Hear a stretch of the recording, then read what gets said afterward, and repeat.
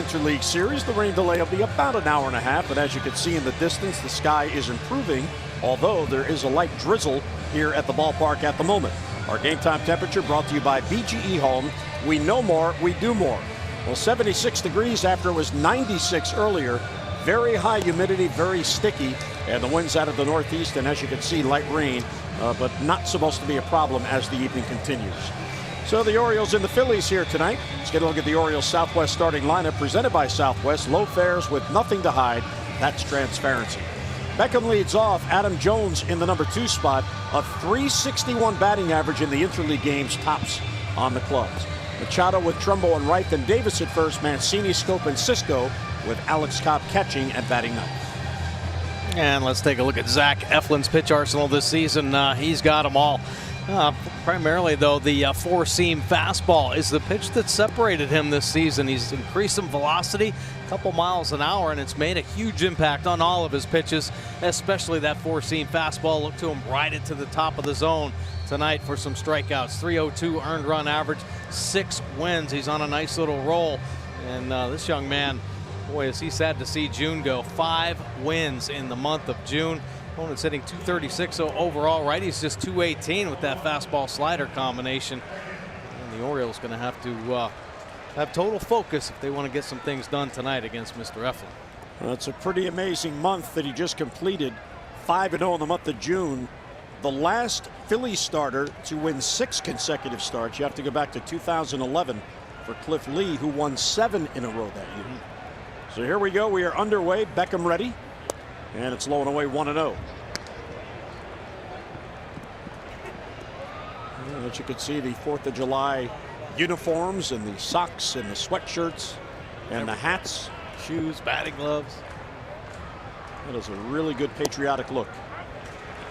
1-1 on the called strike. Beckham is really swinging the bat well. See a 5-game hitting streak, .368 during the streak. So he has that batting average above 200. Perfect pitch on the inside corner.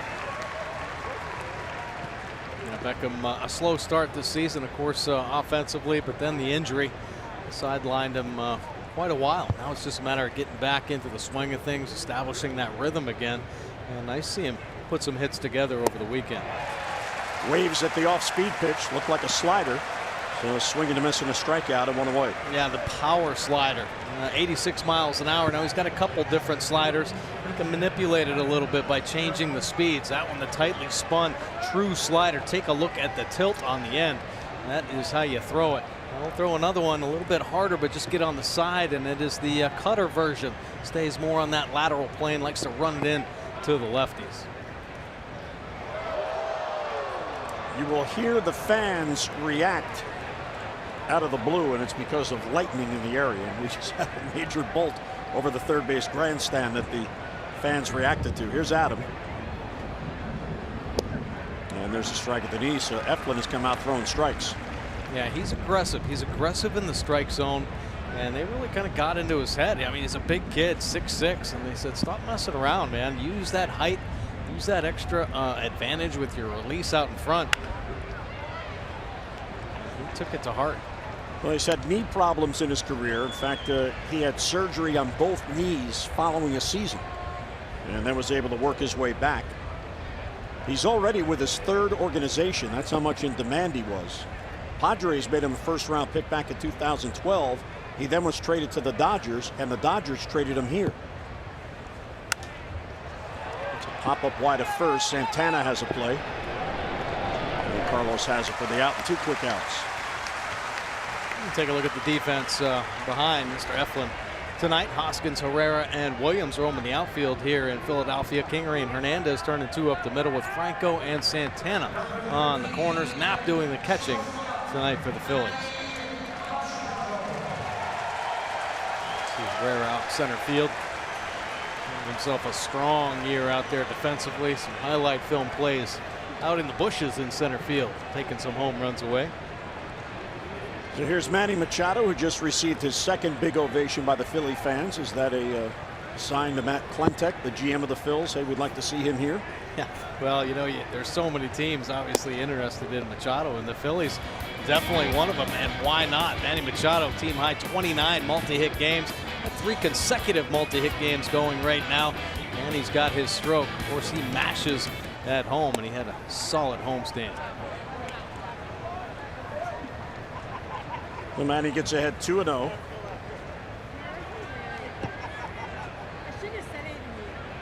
And they employ the shift on Machado, even though he hits the ball very well the other way. And it's fouled down the line. We talked about Eflin's fastball, the 4-seam fastball, which he will run up to the top of the strike zone, but he's got a 2-seam fastball as well. And there you saw a 2-0 count in his fastball situation. He drops a little 2-seamer in there on the hands to get the ground ball.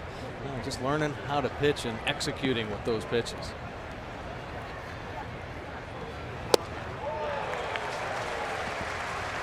Swing and a miss. He's firm right there, 89 miles an hour.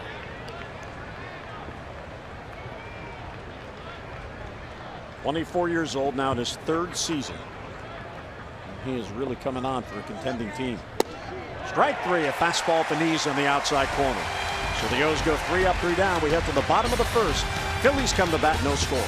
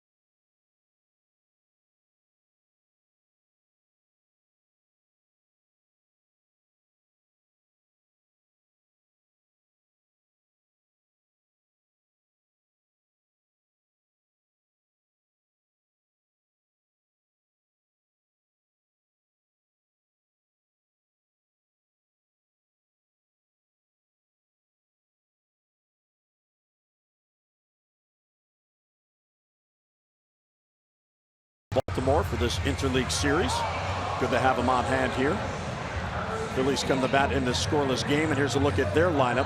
Hernandez, Hoskins, Herrera with Santana in the cleanup spot. Nick Williams is in right. Scott Kingery is the shortstop, and he has fared very well in the Phillies interleague games. Nap Franco and Eflin rounded out. And let's take a look at Alex Cobb's pitch arsenal. A 3-pitch mix here with the 4-seam fastball. If that fastball command isn't there, boy, it's going to be a short night for Cobb. He's got to be able to hit both corners, work it in and out, get to the top of the zone as well, and those secondary pitches will definitely play up and down season for Cobb, looking to get back on track the second half. First ball swinging is Hernandez. That's playable for Mancini. Battling the raindrops as well as looking up into the sky, and one away. Oh, got a prevent right there. Take a look at the rest of the defense here. Mancini, Jones, and Trumbo in the outfield. Machado and Scope up the middle with Beckham and Davis on corners, and Chance Cisco doing the catching tonight. Well, Trumbo out there in right field. Remember, no DH here in the National League Park. So Alex Cobb will have to bat, and one hitter has to stay on the bench. Cobb in search of his 3rd win. He hasn't won a game since June the 5th.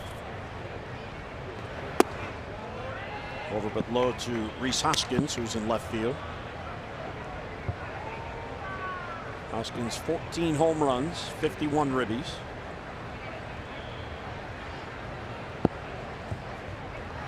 One of the fine young players in this organization, just 25 years old. Last year, when he debuted, Mike, 11 home runs in his first 18 games. In his first 64 at-bats. Welcome to the major leagues. Right? Pretty impressive. Pretty impressive stuff.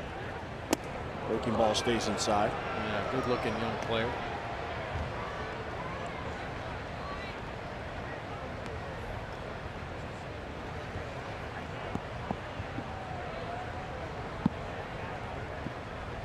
Hoskins was a 5th-round pick of the Phillies. And there's a called strike. Beautiful fastball right there. That pitch rate is going to be the key, both against lefties and righties, painting that glove side fastball corner. Now with a little two-seam action as well. Some hitters reaching out there for some soft contact.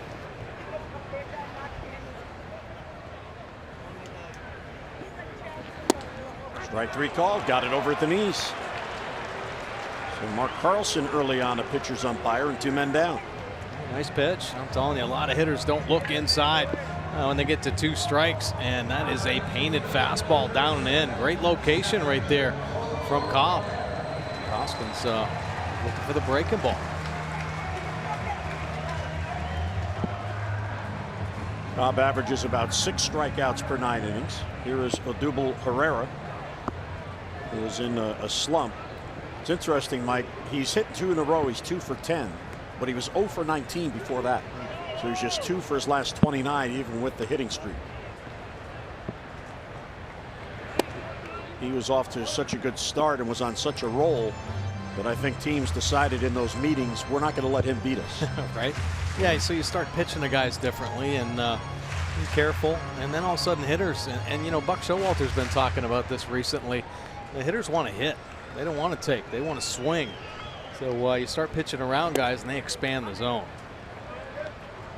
Well, the Phillies are 45-37, and they are very much in contention in the NL East. They're coming off a tough month of June, and that's because of the schedule. They played quite a few contenders over the month of June. Bunts at it and misses. So 1 and 2 on Herrera. Herrera say, where did that go? That's a split finger. Which he doesn't throw that often. Not too often. He's starting to get more comfortable with that pitch. You know, it's something that's kind of eluding him the last couple seasons. Still trying to find the feel after Tommy John surgery. And look at that one, just dive bombing. A little bit of movement as well. And the pitch prior was 92-mile-an-hour fastball that moved about 2 feet. There's a bouncer to scope. Jonathan charges to play the hop, and Alex Cobb has a 3-up, 3-down inning. We'll head to the second in Philadelphia. Each team a 3-up, 3-down in the first.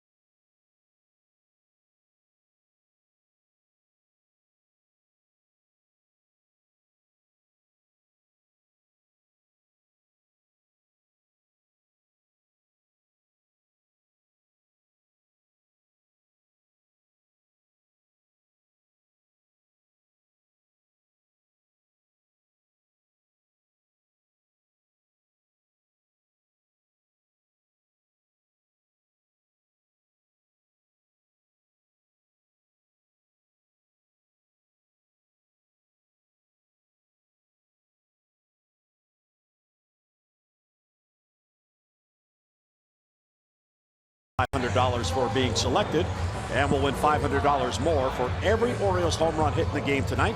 You can play Home Run Rich's scratch-offs and win up to $50,000, or enter to win non-winning tickets for a chance to be the contestant of the game. Visit mdlottery.com/homerun.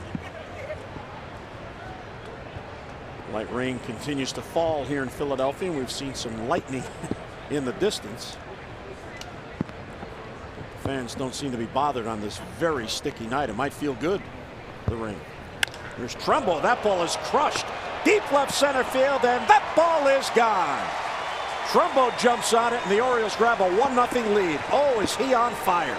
Oh, my goodness. That ball was smoked.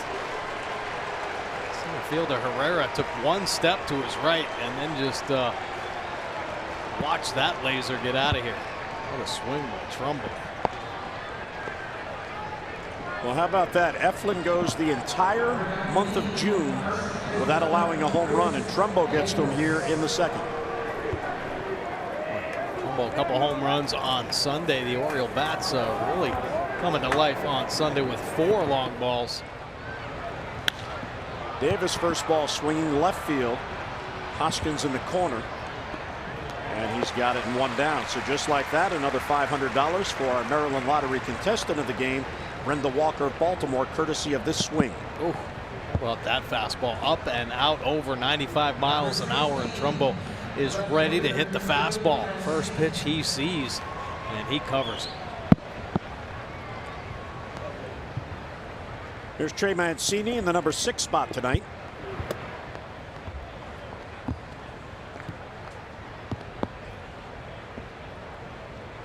So Trumbo hits number 11.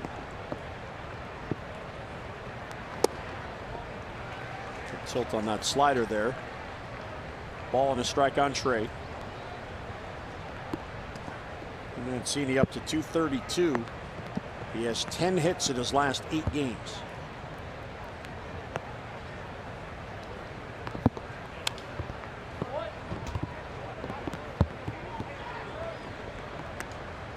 Trey starting to relax a little bit.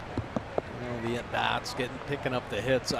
I think the tell was, and we talked about Mancini a little bit in the open. A swinging strikeout there. That's his 3rd K and 2 down.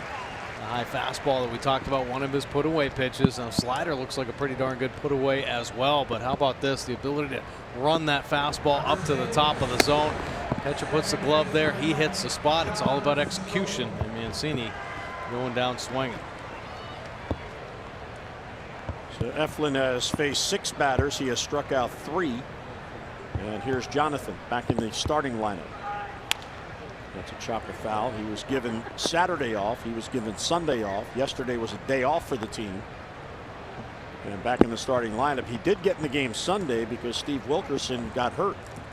And Buck Showalter said today his oblique strain is a grade 2, which means not likely to be back in 10 days.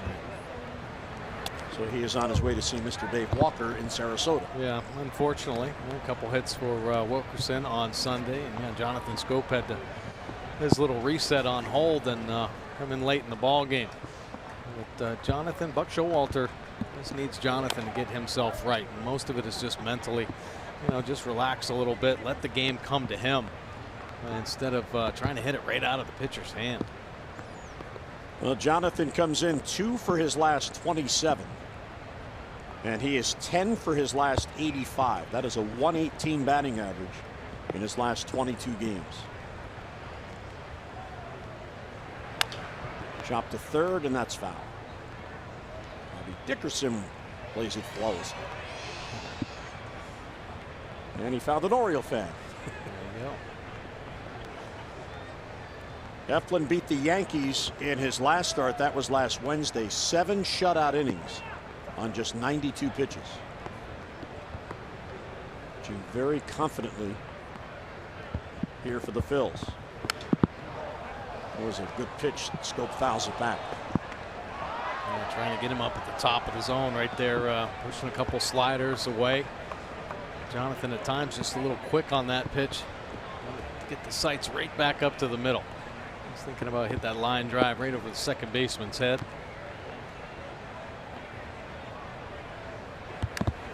Another foul ball. Now that he showed he is going to swing at it. If he doesn't go right back there right now, he will eventually in this at bat. Well, Eflin, here's what he did in June, Mike. No home runs allowed. Tyler Skaggs faced 124 batters without a homer. Eflin right behind him at 120. He went the entire month 5-0 without a home run. His last home run prior to Trumbo's here tonight, May 30th against the Dodgers, and he allowed 2 home runs in the same inning. Max Muncy hit one out, and 2 batters later, Matt Kemp hit one out. So he went from May 30th until tonight without home runs allowed. And Jonathan having a real good at bat here. He works the count full. Nice job. You know, that's probably the most important thing for hitters. Jonathan Scope especially, just the discipline of the strike zone. Jonathan Scope, Trey Mancini, when they were scuffling, just expanding too much. And he got him on the 9th pitch. So they wouldn't give him a fastball. Jonathan swings through it. Couple of Ks. O's get the lead on the Trumbo home run, his 11th.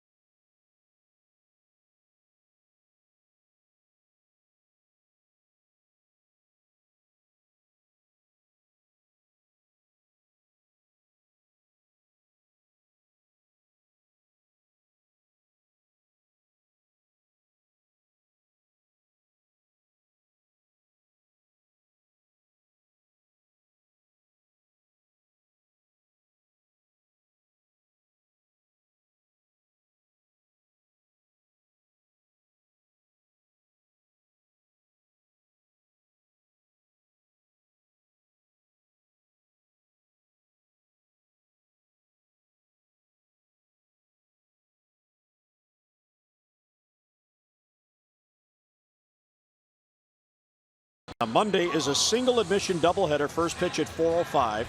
Then on Tuesday, fans are invited to paint in the park by purchasing a special ticket package, which will include a 2-hour pregame painting session plus a ticket to the game. For your tickets, just go online, Orioles.com. And here we go to the home half of the second inning. Orioles with a 1-0 lead on the Trumbo home run. Here's Carlos Santana.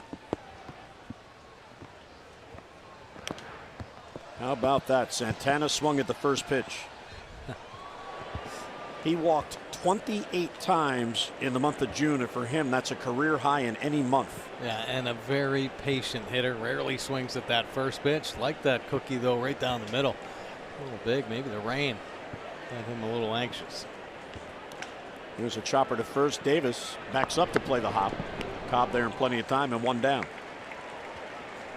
So the Phillies come in at 45-37, and they have played very well here at home. Here's a look at our PNC inside the numbers. And Mike, here's the breakdown at home month by month. Yeah, they got off to a great start. Obviously, March and April, May, a very good month as well. June, 8-7, so they finished over 500. But, you know, you touched on that. They played some of the toughest teams in baseball. Actually, 5 of the best road records in baseball. You know, Colorado was in that group. How about the Nats were in there as well. Yankees were in there. I mean, they were tested. Colorado, St. Louis, all these teams have like the best road records in baseball. They come in here where the Phillies play so well, and they played them tough. So the Phillies still feeling pretty confident about their game. Nick Williams falls behind 0-2. He has hits in 3 straight games. The Phillies actually have not hit very well as a club. There's a 3-pitch strikeout. The Phillies are 12th in the National League with a .235 team batting average. But they get on base because they draw walks. You're gonna draw a walk on a pitch like this. Wow, that is a nasty breaking ball. I mean, that was all over the dish as a strike, and then they just finished with a fury. Real tightly spun breaking ball right there from Cobb.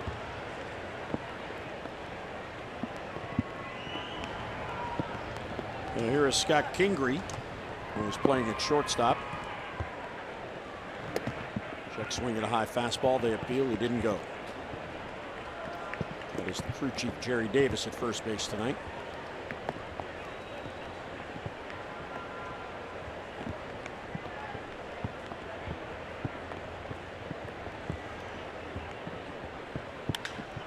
Center field, Jones back on it and makes the catch. And did a spin, but he was able to get back on it. 7 pitch, 3 up, 3 down inning. Kingery skies out to Jones.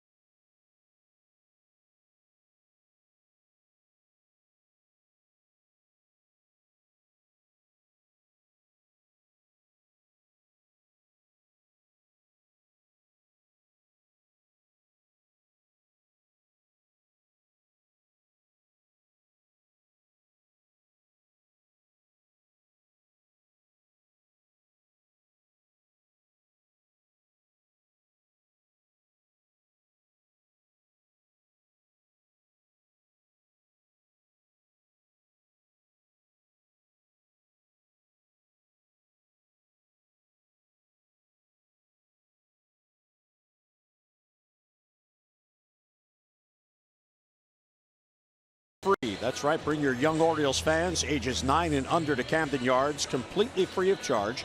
Every adult who purchases a regularly priced individual game ticket in the upper deck is invited to bring up to 2 children free. And while you're at the ballpark, you can check out the new and improved Kids Corner, which features the Birdhouse. So come on out and join us for your tickets. Orioles.com/kidsfree. And as you can see, the rain continues.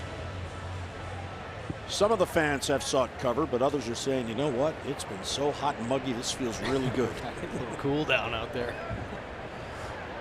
There's Chance Sisco. He'll lead off. Cobb on deck, and then Tim Beckham against Zach Eflin. Strike 1.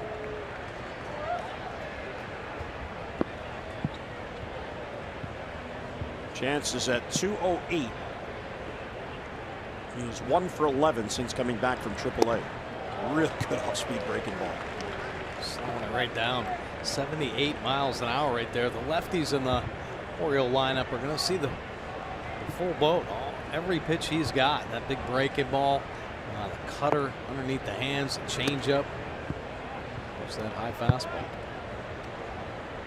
Well, he's more of a traditional pitcher in the sense that lefties tend to hit him a little better than righties. But he definitely has weapons to get lefties out.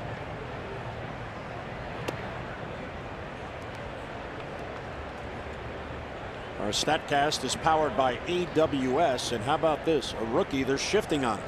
Yeah, look at the way he goes the other way. Not a lot of hits over there on the right side. He loves to stay inside of it. Surprised they're not straightening him out a little bit more. Ripped down the line. Will it stay fair in the corner? That is a fair ball. It's off the wall. Sisco will be able to get to second base as Williams has to run it down.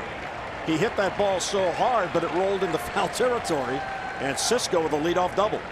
Boy, that ball was smoked. At times you wonder, can Sisco really consistently get to the inside pitch? He closes himself off so much.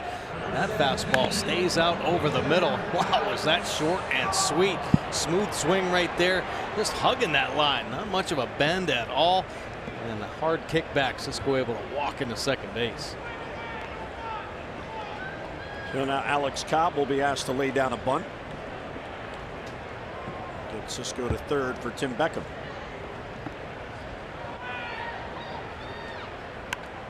Right back to the pitcher, and Sisco has to stay at second base. So he hit it too hard right back to the pitcher. Eflin was all over it. So an unsuccessful sacrifice, and Cobb is out and 1 away. Come see baseball's Iron Man at the LifeBridge Health Sports Training Fair on July the 10th. Get a free sports physical, sports drills, giveaways, and much more. Visit lifebridgehealth.org/sport event to learn more.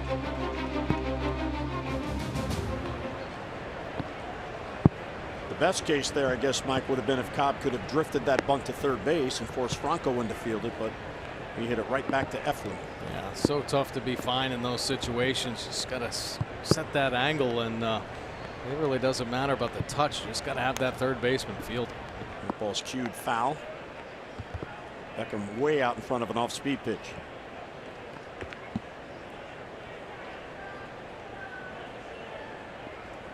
Tim struck out his first at-bat. The O's beginning a 6-game road trip tonight. They had last night off, although did travel.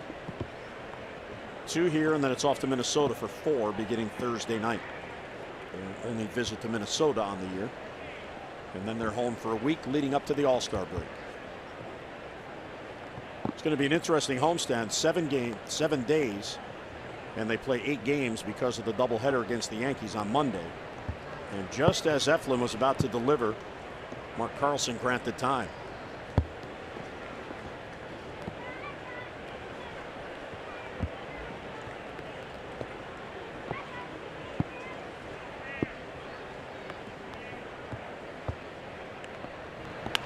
Line down the line, foul. So he hooked it, and the count 0-2. Now it's time for Lowe's home team together. And the home team's been pretty good here. The whole team. Manny Machado, of course, setting the tone against the Angels over the weekend, hitting 500. Mancini got his bat going really well. See Beckham right there at 364. He picked up 4 hits over the weekend. Wilkerson and Jones added a few hits themselves. So nice to see the Orioles bats starting to come to life a little bit. Of course, we talked about the 4 home runs the team hit on Sunday as well. Well outside, couldn't get him to chase, and a nice play there by Andrew Knapp down to his knees. Eflin has thrown 2 wild pitches on the year. This is his 11th start. He actually began the year in AAA. When spring training ended, he was optioned to AAA. And then he was called up on April 30th, and he's been in the Phillies rotation ever since.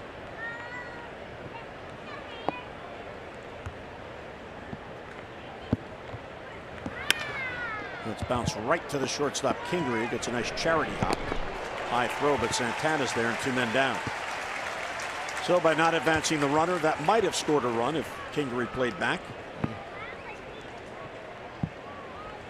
American League teams are at a big disadvantage when they come into these NL ballparks because the pitchers just don't hit. Yeah, you got that right. And it's tough enough bunting. And when you're not proficient at it, just don't practice at it enough, you're not going to be able to put it where you want. Of course, the Phillies all over the bunt situations being in the National League. And the starters take batting practice regularly before the position players come out. So here's Adam, a 2-out RBI chance. Broken back ground ball to short. Kingery charges, and he'll get his man. So Eflin does a good job. He works around that leadoff double. Mid-third, the Orioles have a 1-0 lead.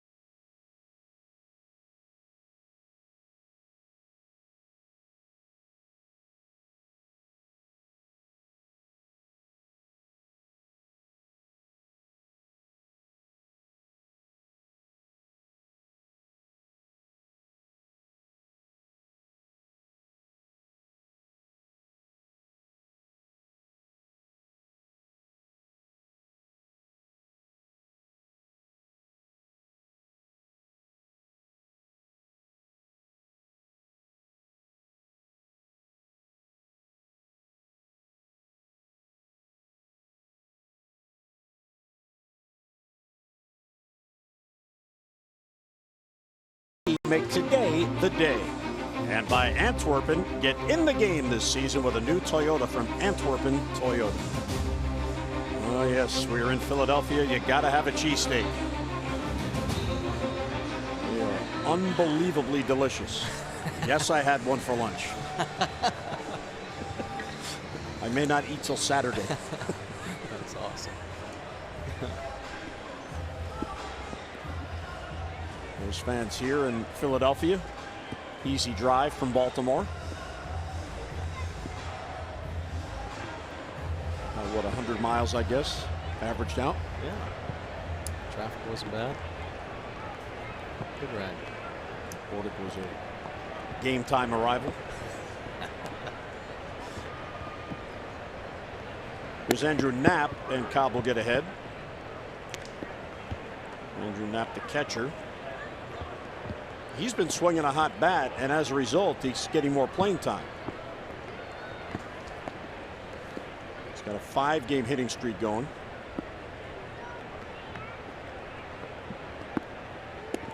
He beat the Nationals on Sunday. It was a walk-off home run in the 13th inning. The Phillies had gone 194 games without a walk-off home run until Andrew Knapp hit one out. Ryan Howard was the last back in 2016. Pretty good series, didn't they, against the Nats? 3 of 4. It's bounce foul.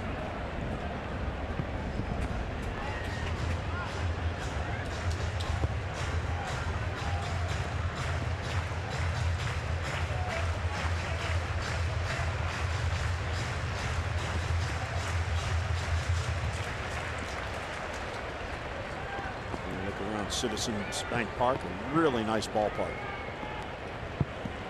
in the Philadelphia Sports Complex. A little bit low. The Eagles Stadium is right behind this stadium, and where the 76ers play and the Flyers play is right on the other side. I miss the Spectrum. I used to go to the Spectrum when I was in high school to see concerts. Yeah. Awesome. Make the drive down. Run up the stairs. Just inside.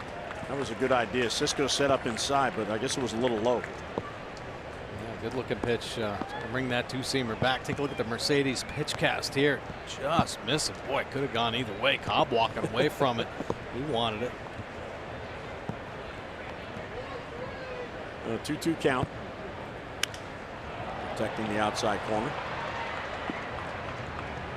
Here in the early going, Cobb looks like he's in full command of everything. Going to the bottom of the zone with the split finger. Nasty breaking balls and moving the fastball in and out. Throwing it where he wants.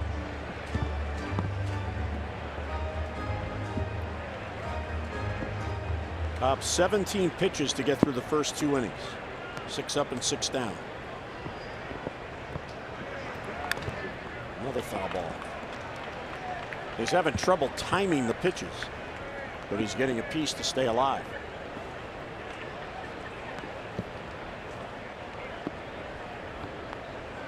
So Knapp about to see an 8th pitch.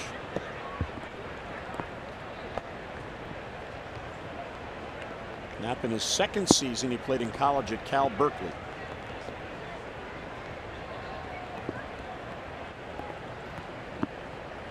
And the 2-2 from Cobb is swung on and bounced foul again. This is a nice little great sequence of pitches, and of course Cobb executing his pitches, and Knapp doing a nice job just battling to keep this AB going. Cobb's throwing him everything. Splitties, fastballs in and out, breaking ball in there. Cobb kind of going through his little Rolodex there of how he's pitched him, how he's going to try to get him out right here. Might double up inside. Well, and he does have the edge in the respect that the count is 2-2, not 3-2. And he got him. That looked like it might have been the splitter, Mike, in a good one. It was his split finger. Boy, great pitch right there. Nice call by Chance Sisco. You've shown him everything, but you've shown him the inside fastball a couple times, and you've painted in there. In his mind, he's thinking he's got to be coming back in there. He's made a couple quality pitches. Look at that front hip just disappear out of there. A little too quick because it's a splitty coming out of the hand. Looks just like the fastball. Nice drop on the end from Cobb. So strikeout number 3, 1 away. And here's Michael Franco.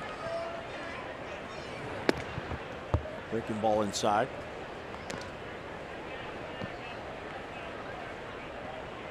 Franco for a while there lost his starting job, but he got it back because of injury. There's a bouncer towards the middle, and it squirts on through for a base hit. So there's the first base runner for the Phillies. A 1-out single here in the 3rd inning. Well, the Orioles will host the Rangers Friday, July 13th through Sunday, July 15th. And on the Saturday game, July 14th, it is Celebrate Maryland Day. The first 35,000 fans 15 and over receive an Orioles Maryland flag script replica jersey presented by Morgan State University. So don't miss out. It is a beauty, as you can see. For your tickets, Orioles.com. I think the script jersey shirt is becoming as popular as the Hawaiian shirt. Yeah. I think. I don't know. That Hawaiian shirt is pretty popular. 38,000 showed up, right? Wow. So here's the pitcher, Eflin.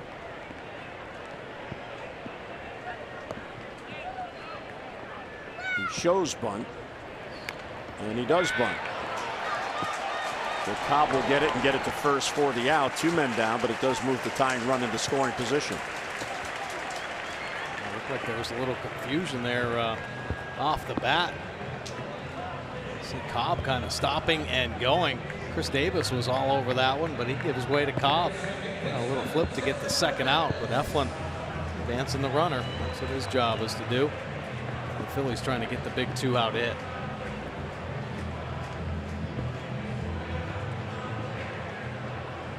So the tying run at second, but 2 down. Here's Cesar Hernandez, the leadoff man. Hernandez has reached base in 28 consecutive games.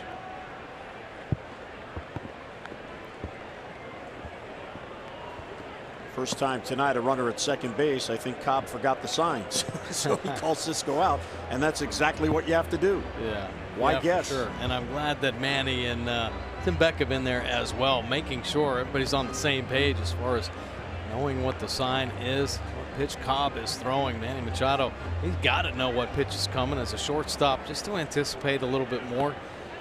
Maybe lean in the hole one way or another, depending on what pitch is coming.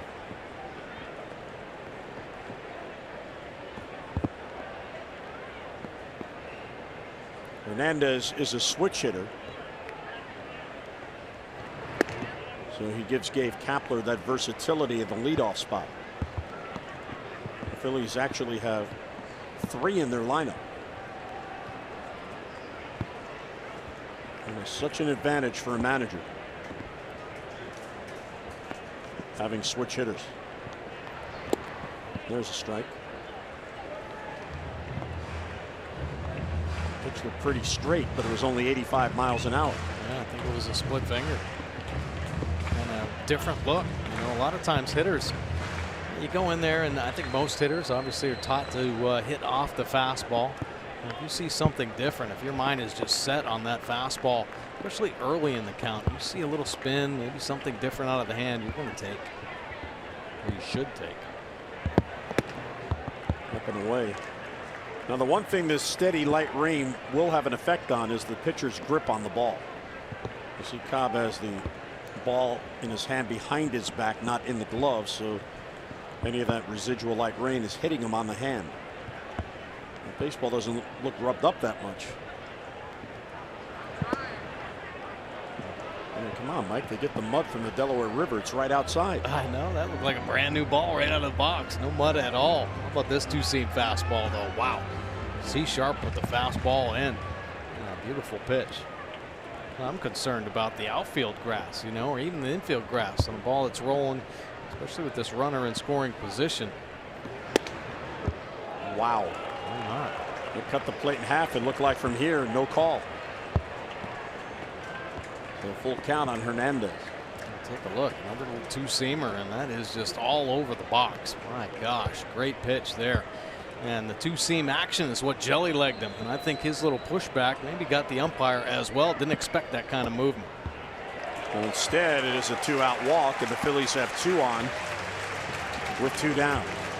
Well, it looked like he just struck him out 2 times right there. Even that last fastball looked like it caught the corner. And Cobb shaking the head. There's some frustration there.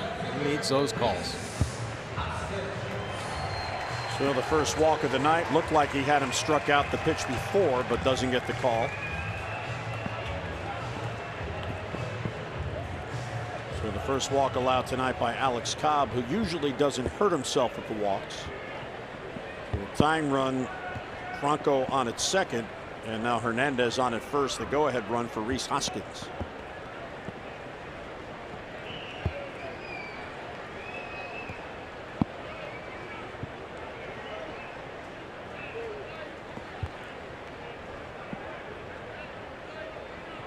Cobb being very deliberate here with that runner at second base.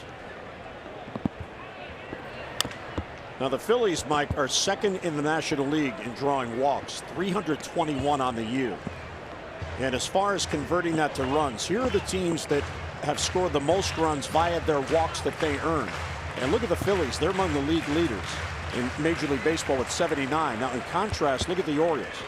The Orioles have scored the fewest runs, just 37 runs off of their walks. The Orioles are 11th in the American League in walks. So even though the Phillies team batting average is 12th, they still get enough base runners because of their patience. And they have converted that into several more runs. You hear that, what it seems like every year with the Orioles, just those extra opportunities. And the Orioles are not a team that likes to take the free passes. They're up there swinging, trying to hit the home run, and we see they expand a little bit more than be patient and try to work a starting pitcher and take that walk. And boy, can you add on. And the Orioles are missing about a run an inning or a run a game right now. They could use that extra walk and a run. Left field and deep, back out at Mancini. It is over his head and it's off the wall. Here comes Franco to tie the game. Hernandez right behind him, and the Phillies get a 2-1 lead on a 2-run double by Rhys Hoskins.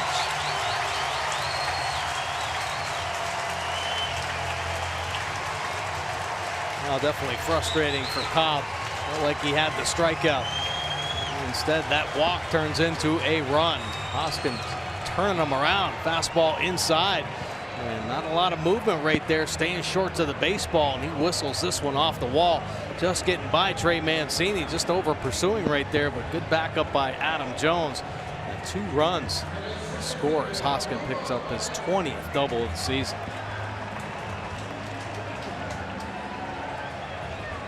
So the Phillies grab the lead. Hoskins now with 53 RBIs. And here is Odubel Herrera with the runner out there at second base and 2 men down.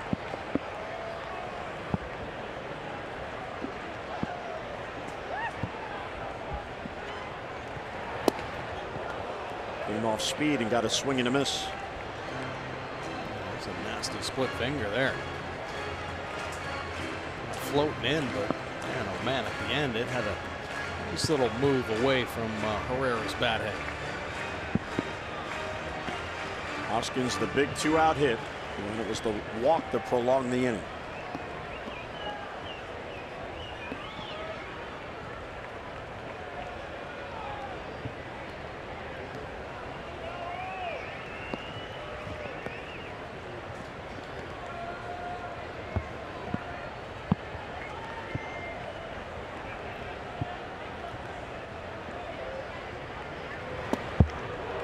Weeks with another off-speed pitch. It's the same. And it's 0-2. Wow, was he fooled. Yeah, another split finger. There's no way he's going to double up with this pitch, and he is all over the high fastball, but then it turns into the underwater hack. No, that's the splitting, and just a give-up swing right there. Wow, what a pitch. What do you do here? Do you triple up on it? Hey, might as well try it, right? But keep it off that outside corner. Don't want to hang him up there too often. He does. Good pitch. The Phillies are 45 and 37. They began play today 3.5 back of the Braves. The Braves are in New York with the Yankees, and they trail 6-3 in the 5th. But the Phillies, Mike, with those 45 wins, last year they won their 45th game on August the 20th. This year for Gabe Kapler, as you see the standings there, they win their 45th game on July 1st, which was Sunday, when they beat the Nationals. Pretty impressive. They had a nice run of pitching. For sure. And he got him. Breaking ball down and in. Cisco will attempt to tag him. He'll have to complete the play to first. And Davis leaps up to grab it there. So the 2-run double by Hoskins. We head to the 4th. The Phillies now in front.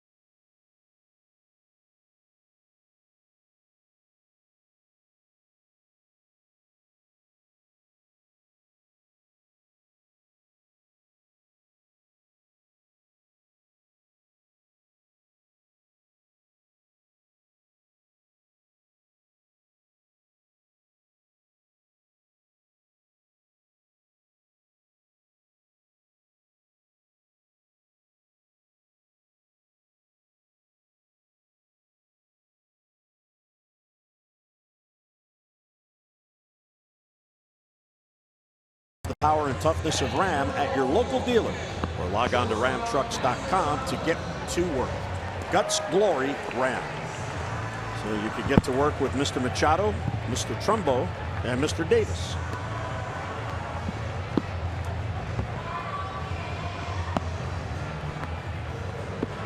And of course, Manny, without a doubt, Mike, a slugger. He's got 21 home runs. And here's a list of the major league batters with at least 20 home runs and 40 runs scored, but have struck out fewer than 50 times, which is a pretty good feat, putting the ball in play. Mookie Betts, Manny, and Jose Ramirez of the Indians. Yeah, impressive hitters right there, and they hit for high average as well. So they know their strike zone. I think that's the most important thing, and it's good to see Manny on this list, really cutting back his swing. There were times last season just getting a little out of himself. We've seen it a few times this year, but much more under control, just giving himself a better opportunity.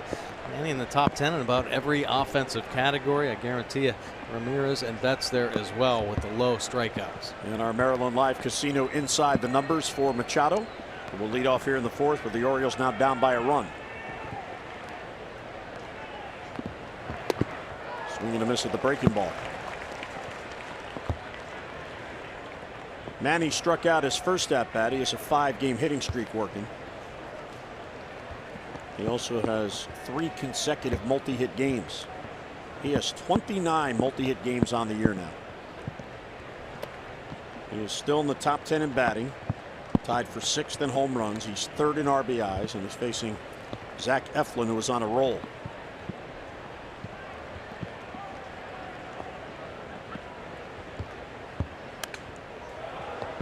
Now's back to fastball. Good cut right there from Manny. He wanted that one. A 2-seam fastball that stayed about belt high for Machado.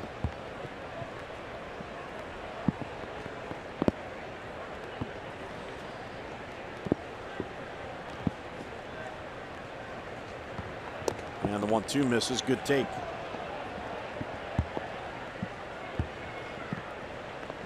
The other impressive thing about Eflin in that month of June he had, Mike, where he went 5-0 in 5 starts, he faced either a first-place team or a second-place team every start. That is a fair ball down the line. And that's going to deflect off the stand, so Manny's going to try for second. And the throw, he is safe. As the throw eludes the shortstop Kingery. Good hustle there by Machado. Boy, it sure was. He was flying as well as we've seen him right there. Beautiful swing by Manny Machado, and gets into that 2-strike prevent. Leading with the knob, keeping that bat flat through the zone. And it helps him, protects that strike zone. Good fastball right there, and he just fires it down that right field line. Unfortunate kick, and Manny, when he sees it kick back, that's when he turns on the jets, tightens that turn, and slide in there, a little bang play if the throw was on the money. Well, there is base hit number 100 for Machado. Extends his hitting streak to 6 in a row. Tying run at second for Trumbo. That's a bloop. That ball is trouble. Williams was deep, and that's going to fall in there for a base hit. Machado did read it. He runs through the stop sign because Williams dropped the ball. That was real good base running by Manny.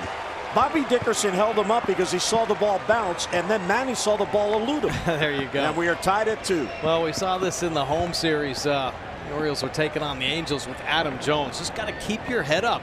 Yeah, the third base coach can give you a sign, but you got to know where the baseball is. A great read there by Manny Machado. He gets to third base and quickly turns around, picks up the ball. He sees it, kicks away, and no hesitation at all. Great base running. Take a look at the bobble here, kicking up off the heel. Tries to corral it, but no, gets behind him. Machado with the great base hitting and base running. Here's Davis. So that'll be a single, no RBI, and an error on Williams, allowing Manny to get around and score that run.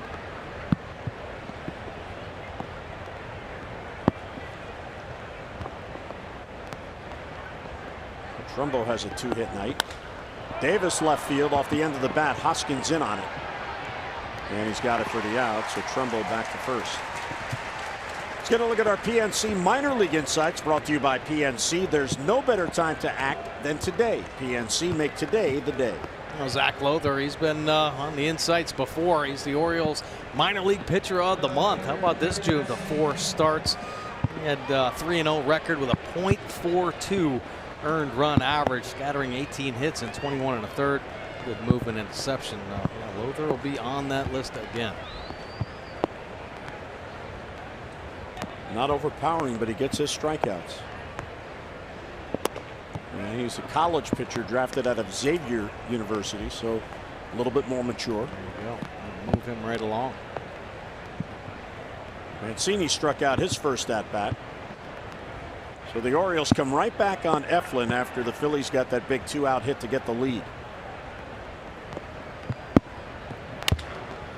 Bounce towards third. Franco to second out there. Hernandez back to first, not in time. Mancini hustles down the line to beat it, and the inning continues. Good hustle by Trey, just kind of reaching out, so he gets a little advantage here, reaching for the slider. Maybe a half-step advantage, and that's what it took. Trumbo getting all over the second baseman there. And you see Mancini getting in the picture, just beating it out. Jonathan Scope a chance to get himself going again. Hernandez throw not that strong. Gabe Kapler had his staff look at it and decided not to challenge, as he saw Mancini was clearly safe. So the inning continues on the fielder's choice, and here is Scope, who struck out his first at bat.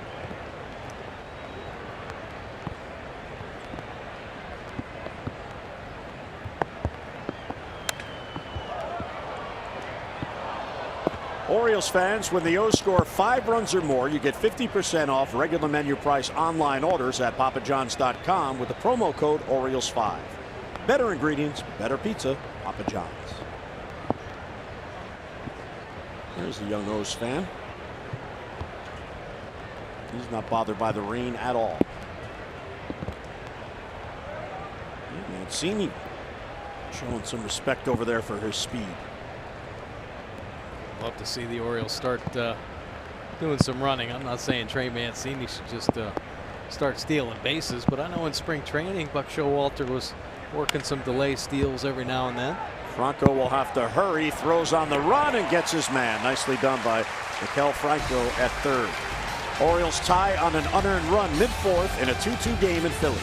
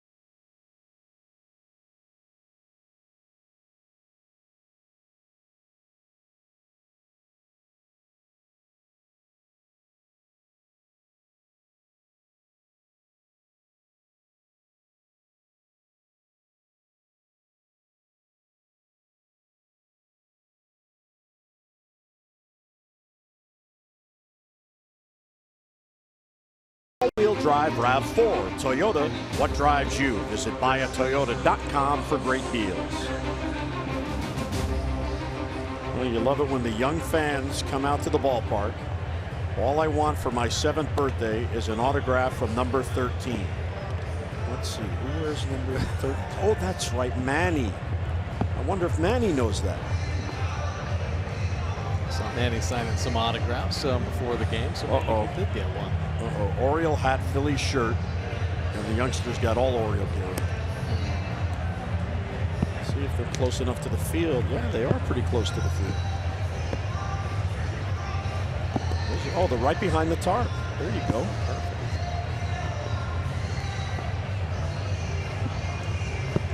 Now, as Alex Cobb went to the mound, as Manny awaits the throwdown, Jerry Davis, the crew chief at first base, he walked over to the mound and asked Cobb, pointing to the mound, is it okay? Is your footing okay? It's a really nice thing to do. The crew chief, of course, he's in charge of the game now that it started, and he wants to make sure the players are safe. Absolutely. Hasn't really let up. Still raining. This is what you would call a nuisance rain.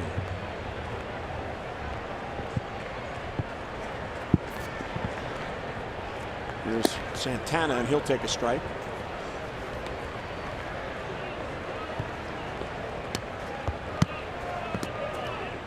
Santana grounded out his first at bat. You know, you wonder with Carlos Santana, he came over here as a free agent from the Cleveland Indians, where he had a real good run. How much of an influence he's had on the other hitters? Because this is a guy that just about every year he's at or over 100 walks, and all of a sudden you look up and the Phillies are second in the league in drawing walks.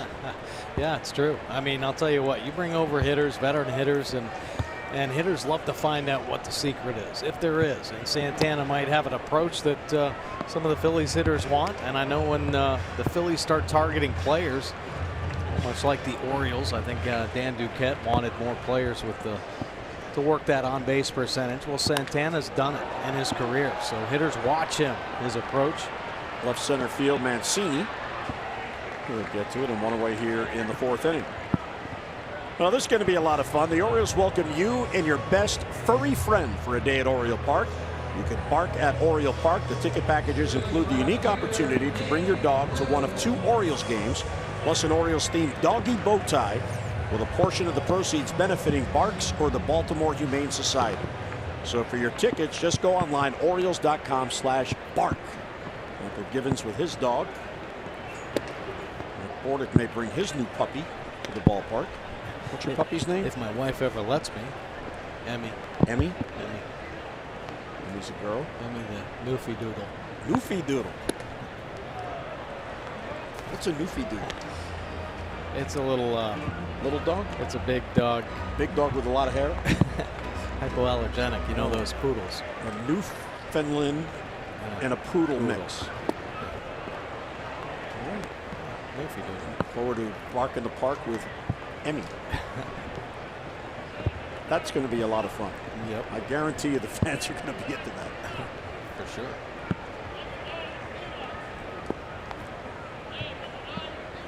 Cobb ahead of Williams 1-2.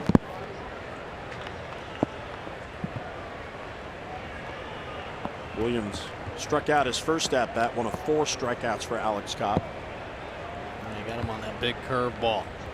And Williams looks at it that time. Ready for it.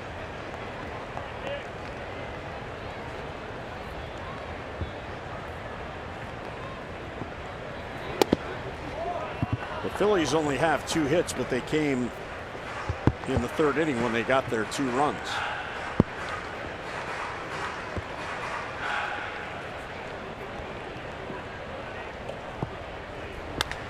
Sharply hit but foul.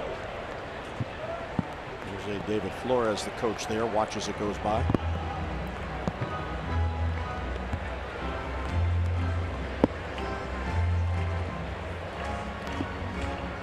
Nick Williams playing every day in right field. He's 24 years old. Another high draft pick of the Phillies, 2nd round back in 2012.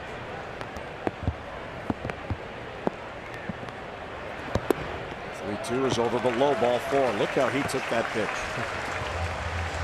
So there's a 1-out walk, and the potential go-ahead run is on. Let's get a look at our LifeBridge Health upcoming schedule. The LifeBridge Health Sports Medicine Institute turned to Cal's team for concussion and orthopedic care together.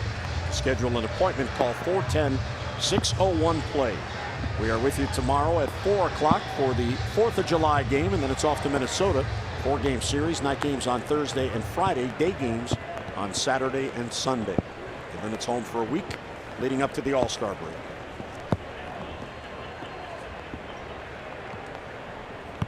Kingery bunts and fouls it off. And Beckham deep. That is another part of the game that you mentioned when the Orioles were batting about maybe get some kind of players that can steal bases. How about some players who bunt? Well, Adam does it very well, doesn't do it often, but he works at it and he's very good at it. Right. And if it's there for you, if it's all about getting on base to score runs. I mean, that time Kingery with 1 down, he had Beckham back, and now Beckham has to move up. This one skied to left center field. That's an easy play for Adam Jones, who stares up into the raindrops. And he's got it, and he says, "Hi, Trey." 2 down. Well, that's the thing about the bunts. If you're a bunting team and you show it enough, the defense kind of has to honor that, and that opens up more holes. You try to suck that 3rd baseman in on the grass and then slap it by him if he's back, and you get an opportunity and you show bunt. It's not the pitch you want. You see, just like the last hitter brought Beckham right in there, gave himself a little bit more of an opportunity to pick up a base hit. It's just not enough of the game for the Orioles. But we have seen him lay down a few bunts here recently. You saw the rain. Sometimes when you look at the rain and the lights on television, it looks worse than it is. But it has been steady since the 1st inning after an hour 25-minute rain delay before first pitch.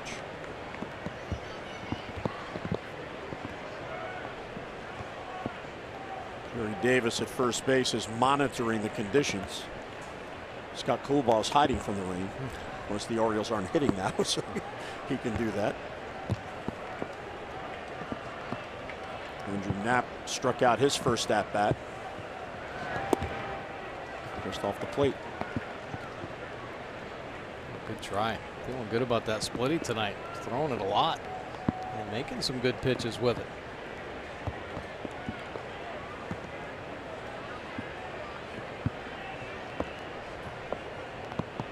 Shift is on for Knapp. And because of Tim Beckham's versatility, the Orioles can send Machado on the 2nd base side. And Beckham, who came up as a shortstop, is at shortstop. With 3 pretty good arms out there. There's Tim with the Stars and Stripes socks.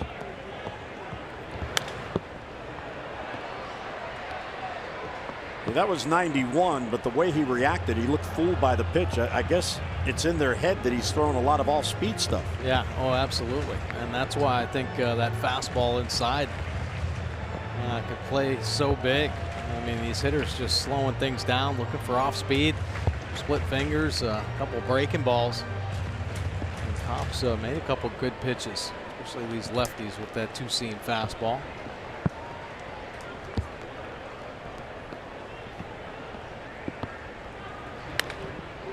And that's a base hit down the line past Chris Davis. Long run for Trumbo to run it down. Williams is flying around third base. He's coming in to score, and the Phillies have the lead back on a triple by Andrew Knapp. He could not have placed that ball more perfectly in the corner. So another big two-out RBI hit for the Phillies, and they lead it 3-2. Boy, just waiting on this breaking ball. Stays in the middle of the plate, slaps it by Davis. And it takes a while for Trumbo to get over there. There you see the breaking ball just hanging. Got a good look at it. Got the barrel on it. He's hustling around the bags, and another walk that comes in to score. Knapp a triple. On the front end of that, Williams walking across home.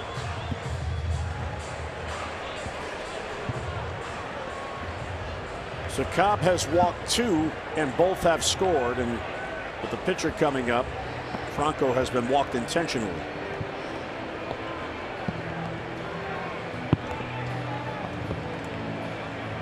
For Andrew Knapp, his second triple of the year.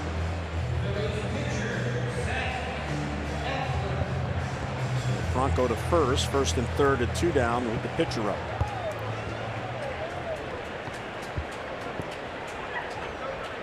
Eflin has 4 hits on the year, including a home run. This one's hit to short, backhanded by Manny. Long throw across to get the pitcher hustling down the line. Phillies get the lead back at 3-2.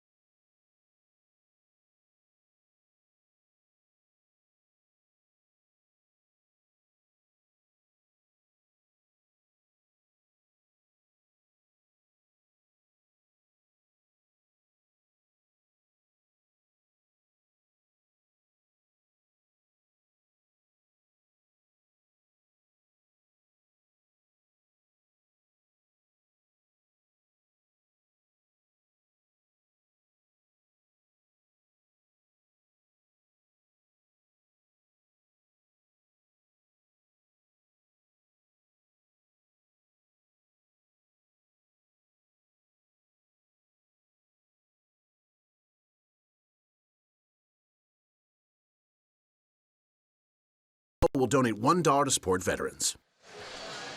Well, a special night here. On the right, you see Merle Caples, her husband, on the left. Merle joined the Marines in World War II. She met her husband while in the Marines, as you see there, Camp Pendleton in California. Her husband served in both World War II and Korea. She's a diehard Oriole fan, listens on the radio, and Joe Angel is her favorite announcer. So Joe had a meet and greet with her today and did a real nice job, as you would expect. Buck Showalter came along as well, and Buck visited with Merle and gave her a nice autographed baseball. But what a moment for her. She listens to every Orioles game on the radio, and apparently she doesn't know me. That's awesome. Boy, you can tell how excited she was. I love that. So a nice job by the Orioles and Joe Angel, our colleague down the hall, and Buck Showalter. And there she is, enjoying the game and listening to the radio. Right. Good stuff. Well, the eyesight not what it used to be, so she likes to listen on the radio so she doesn't miss a pitch. That is just a wonderful, wonderful evening for a tremendous woman. 95 years old, and served her country. Great stuff. Zach Eflin once again has the lead back.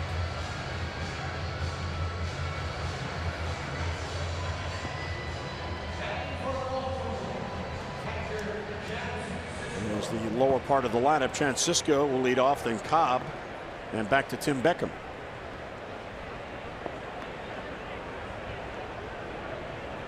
Cisco doubled leading off in the third, but was left stranded. Cobb unable to bunt him over. It was a breaking ball for a strike. I think Cisco ought to hit another double and see if Cobb can get the bunt down again. See that shifted defense. Franco Honor in the bunt.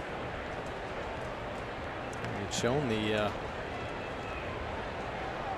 pies out there. And Cisco typically going the other way. Likes to shoot the ball that shortstop side. Good opportunity here. Well, this Phillies team, they are very much into the analytics.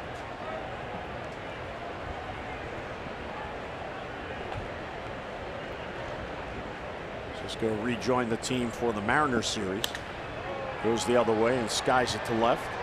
There's Hoskins. And a fair ball catch. And one down. For every Orioles walk, CareFirst Blue Cross Blue Shield contributes $50 to support the Leukemia and Lymphoma Society Light the Night Walk. The O's have drawn 229 walks, a total of $11,450.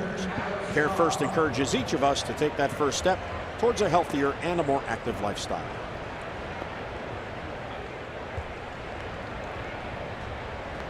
Phillies fans hanging out with Orioles fans. One to Alex Cobb. Cobb is now 0 for 5 this year as a hitter. He tried to bunt his first at bat, hit it right back to Eflin, and there's a base hit for Alex Cobb. Yes, pitchers can hit. And his teammates love it. Chuck and duck right there. Yeah, Castro loving that one. Absolutely.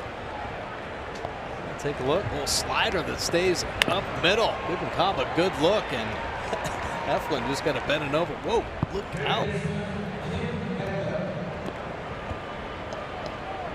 There's David Hess on the right. Kevin Gausman. Cobb's telling Santana, yeah, you know, I kept my swing level. Snapped over the wrists. Pretty good slider, but I stayed on. Be nice if Beckham hit the ball out of the ballpark so Cobb doesn't have to worry about running.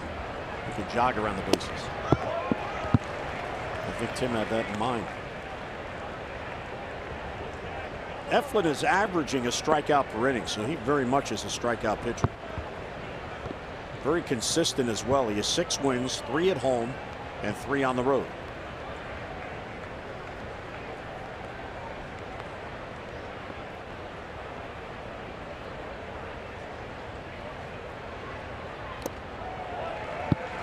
Another good off-speed pitch. Nothing in 2. Yeah, a couple good pitches there. Two-seam fastball at 91 miles an hour, and he backs it up with a two-seam changeup right in the same spot. Now a couple pitches on that inside corner, and of course opens up that whole outer third to that slider.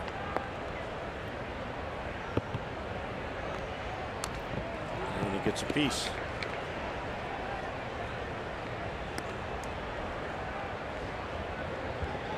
The Phillies starters have a combined ERA of 3.84. That is 6th in the National League, and the Phillies starters have 30 of the 45 wins. So that's a good ratio. Well, it's a solid rotation. I think I don't think they expected this from Eflin. That's for sure. And he got him. Real good fastball in the inner part of the plate. Strikeout number 5, 2 down. Fastball changeup AB right there to Beckham, and this time popping it up to the top of the zone. See a little half swing. Just trying to make some contact right there, but a little extra life as it rides in. We'll get Beckham for the second out.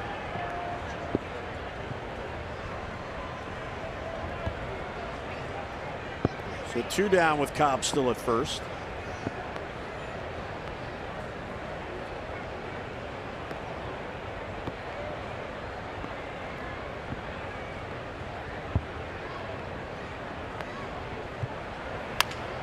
And a weak ground ball to third.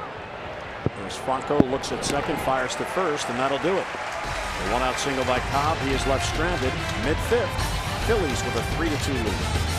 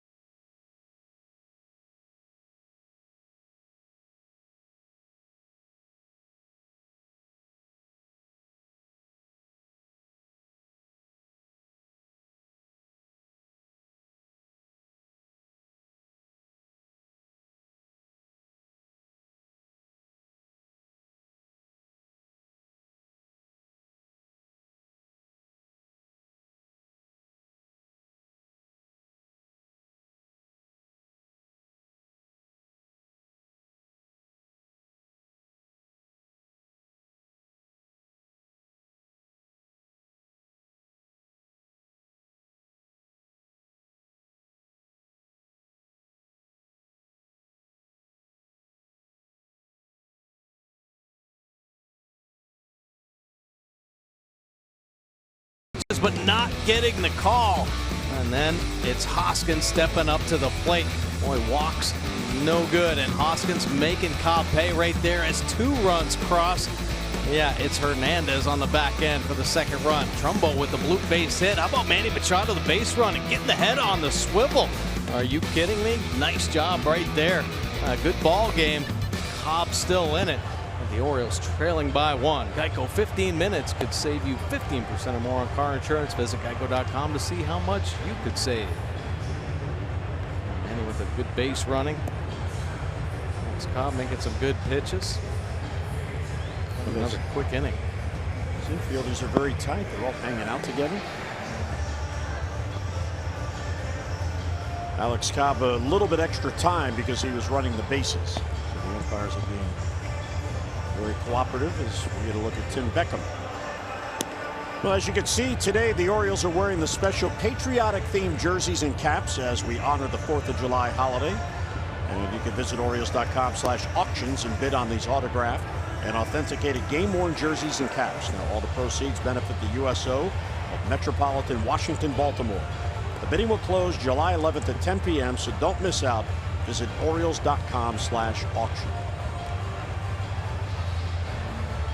A nice addition to your collectibles. What do you say we bid on the Mancini one? Yeah. Good luck. Did you bring your wallet? That's going to be a good one. I always did like number 1. Of course, Cobb is starting. Number 19 is a nice number. Ooh. What about number 10? That's a good one. Number 10. That's going to get a lot of money. So there's our Hernandez against Cobb, and there's ball 1.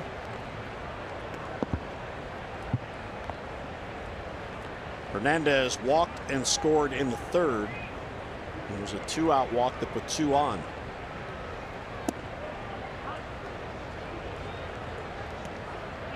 Now he has now walked 57 times. Hoskins, who's on deck, 46. And then Santana has walked 63. 321 coming into this game. That is a lot of extra base runners by being patient. It's 100 more than the Orioles have.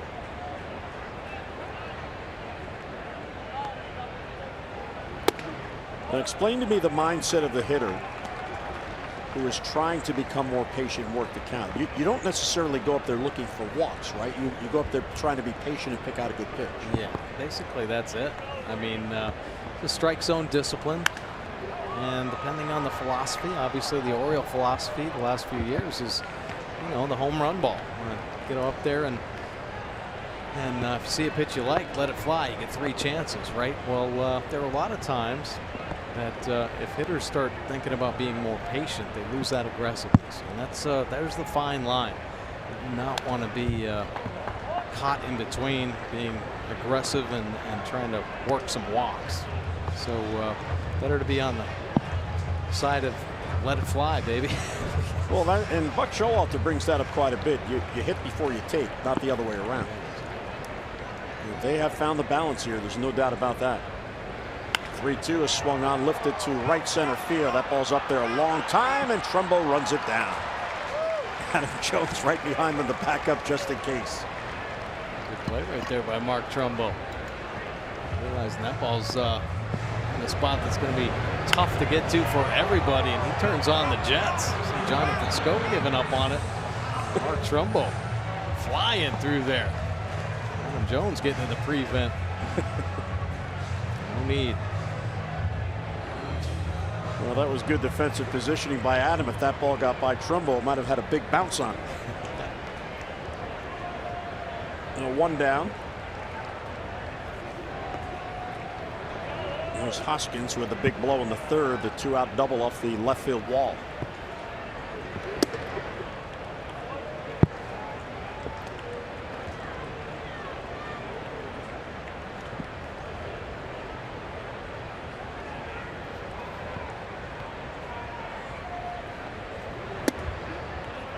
Falls behind 2-0.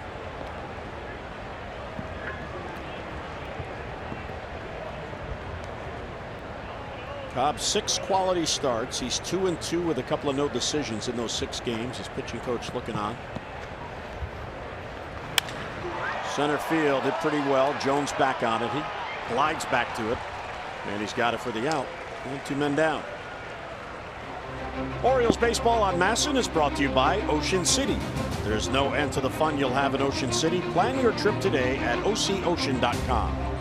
And by Chesapeake Employers Insurance, Maryland's largest writer of workers' compensation insurance. There's the Liberty Bell. It's home in Philadelphia. The Declaration of Independence was signed here, now what they call Constitution Hall.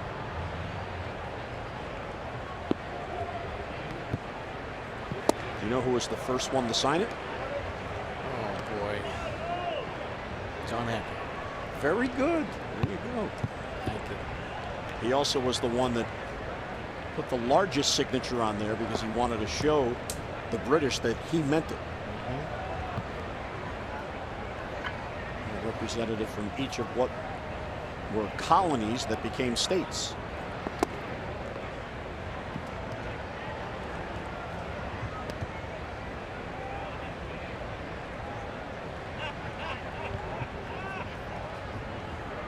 Herrera is 0 for 2 and now just 2 for his last 31.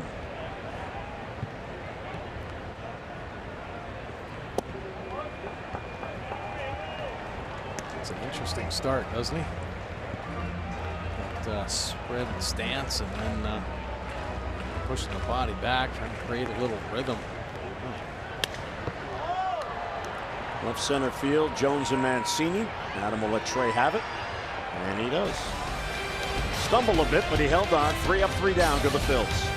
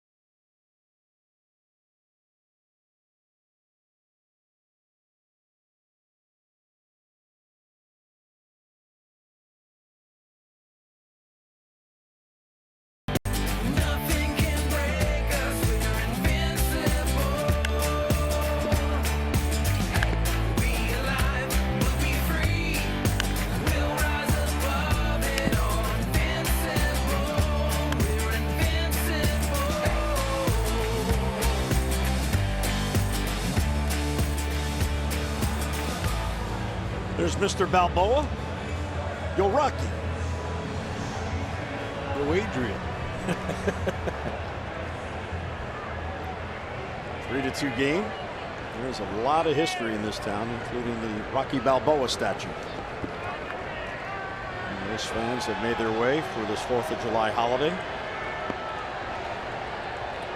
And somehow baseball got loose in left field.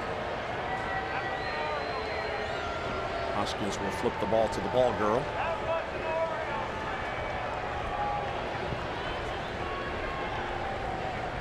Well, here's Manny, doubled and scored his last at bat.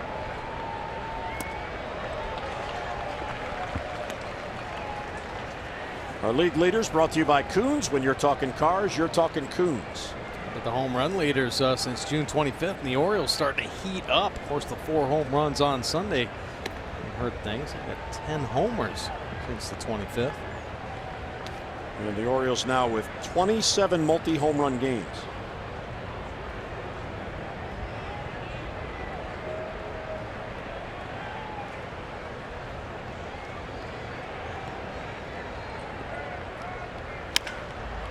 It is a bouncer foul. Now, one thing that's curious about the home runs this year, the Orioles now have 99 home runs with Trumbos in the 2nd inning. And how about this?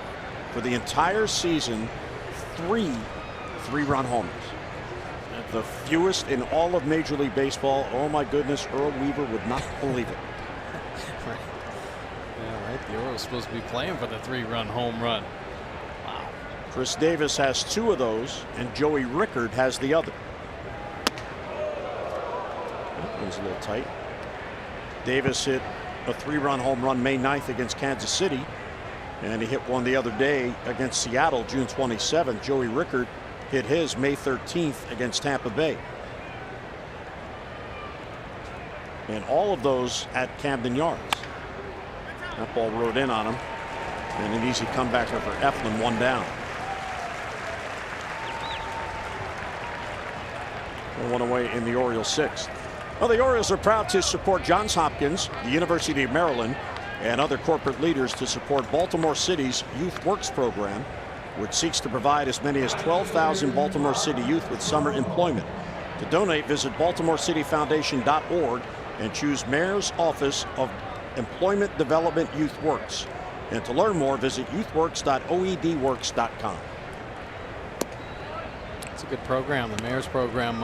Seen a bunch of those kids out there pulling the tarp and stuff. They're working on the grounds crew. And Nicole's got a full squad now, right? They need some help down there anyway. All the rain they've been getting. So we'll get a chance to meet some of those youngsters. They'll be at the ballpark all summer. It is a good program. I may live in Pennsylvania, but I'm an Orioles fan.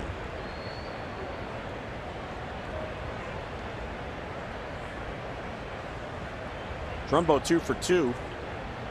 Home run and a bloop single. He's going to look at this home run back in the 2nd inning. This was a rocket shot. Trumbo getting on a first pitch fastball. And it came off hot, 113 miles an hour, 18-degree launch angle. That is a line drive going 442.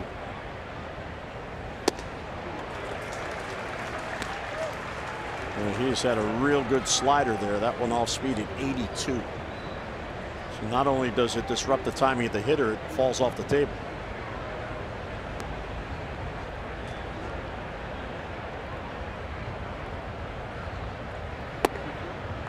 That's a good take. Full count on Trumbo. For Eflin, this is his 3rd start against the AL East. He beat the Yankees. He lost to the Blue Jays. 3-2 on Trumbo. He is not afraid to work into these righties. 2-seam fastball in there, change-ups. Manny Machado on a 2-seamer right off the knuckles after a couple change-ups in there. And the same here to Trumbo. 2nd, 3rd time through. Giving everybody a different look. More fastball, 2-seam fastball, 2-seam change-up than that 4-seam slider combination. Strike 3 called on the breaking ball. The 2 down on strikeout number 6. A little slider right here, and Trumbo looking for something else. The slider staying in the middle of the plate. More of a mistake pitch with the 2 strikes, but Trumbo can't pull the trigger.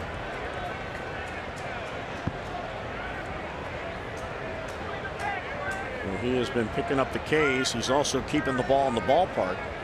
The Trumbo home run, only the 2nd home run he's allowed here at home in his 5 starts.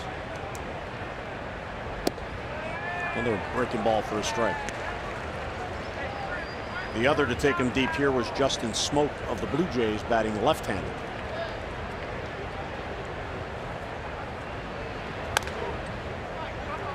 Talked about the Phillies and how much they believe in the analytics. This shift they have on is as severe as you're going to see against Chris Davis.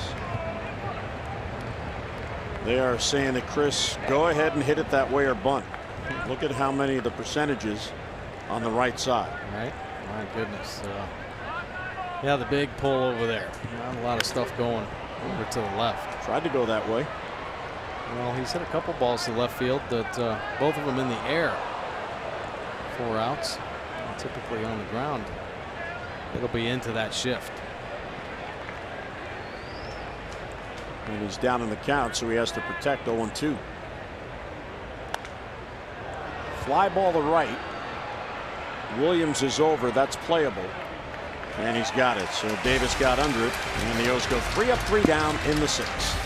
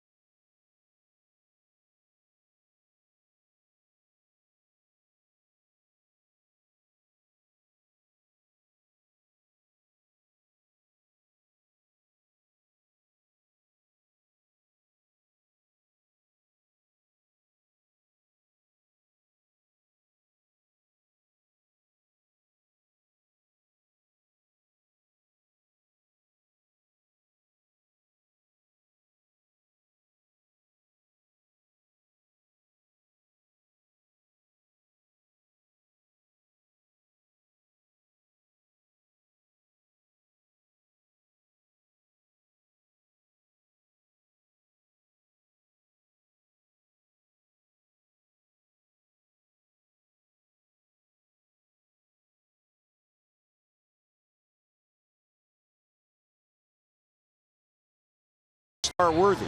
Well, Bryce Harper fails to improve his current .218 batting average. It would be the lowest entering the break for an all-star game starter. And right now he's one of the 3 leaders in the outfield. And look at all these others, some big names on this list. Of course, Ted Williams, it was late in his career in 1959. But Ozzie Smith, Harmon Killeber's in the Hall of Fame. Ozzie's in the Hall of Fame. Reggie's in the Hall of Fame. Luis Aparicio's a Hall of Famer. Campanella. So it's a pretty extensive list there. All that courtesy of Ken Rosenthal of The Athletic. But that's pretty amazing that Bryce Harper in his free agent year, after their loss tonight, they're back to 500, by the way. Right. 42 and 42. He's batting just .218. Scuffling. Santana first ball swinging, gets a lot of it. Mancini's back, and he's got to play, and he's got it for the out. That was played perfectly by Trey. He went back as far as he needed to and then waited. How about that? Second time Santana swung at the first pitch. I've seen him do that too often. And then I think Adam critiqued Mancini's effort at that. Adam's going to turn 33 in early August, and he still has fun. Here's Nick Williams.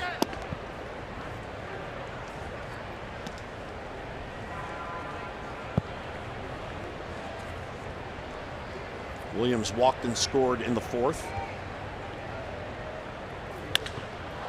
This guy to left center field that chases Jones to the deep part of left center.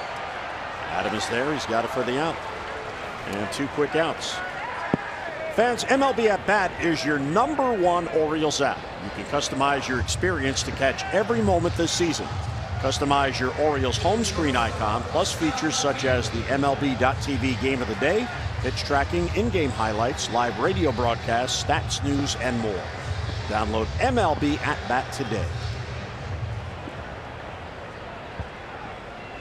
So Cobb, he's retired 6 in a row. The O's fans looking on. They're waiting for some offense.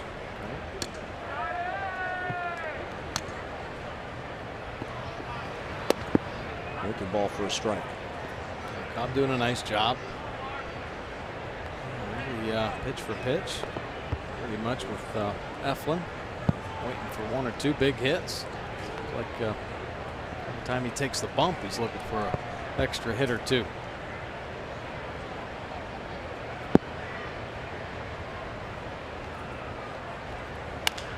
Here's a bouncer. Beckham wide to third, has to hurry, and just in time to get Scott Kingery. And Gabe Kapler may want to look this one over. That was bang bang as Kingery was hustling down the line. So the Orioles will have to stay on the field until Kapler decides what he's going to do. Take a look. Beckham taking that deep angle out there, and Kingery was flying down the line. Nice stretch though by Chris Davis on the end. Looks out to me.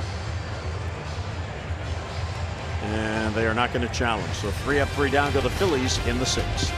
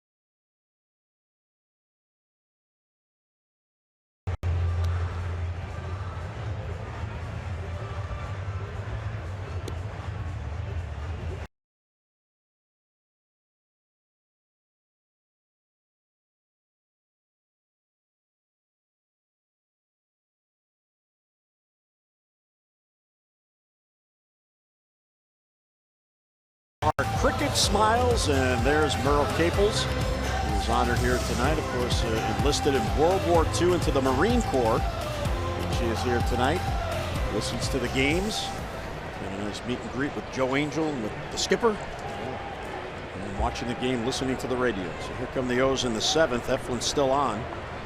Birds trail by a run. Ray Mancini now. Ball 1 inside. Mancini got to get his sights right back there to right field. We're talking about he's locked in, but pulling off a few balls here early.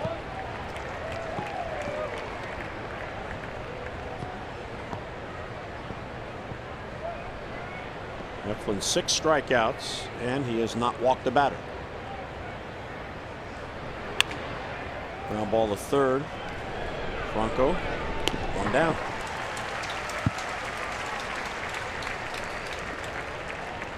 Just ability to manipulate his breaking balls, take a little off, add a little bit.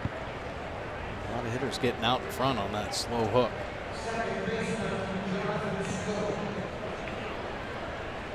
Well, Trumbo has 2 hits, including a home run. Orioles had a 1-0 lead. Phillies took a 2-1 lead. O's tied it. Phillies got the lead right back.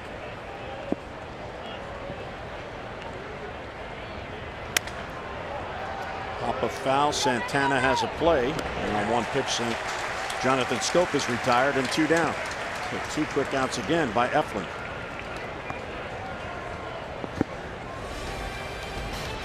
This copyrighted broadcast is presented by authority of the Orioles. It may not be reproduced or retransmitted in any form, and the accounts and descriptions of this game may not be disseminated without the express written consent of the Orioles. We're in the land of cheesesteaks. Meisinger is getting loose. The pitcher spot is due next. So Ryan gets loose. 2 outs. Chance Sisco bats. Remember, the Orioles have just a 3-man bench tonight. There's a high fly ball to left. That's an easy play for Hoskins. In a 5-pitch inning, 3 up, 3 down go the O's. 8 in a row retired by Zach Eflin. 7th inning stretch in Philadelphia.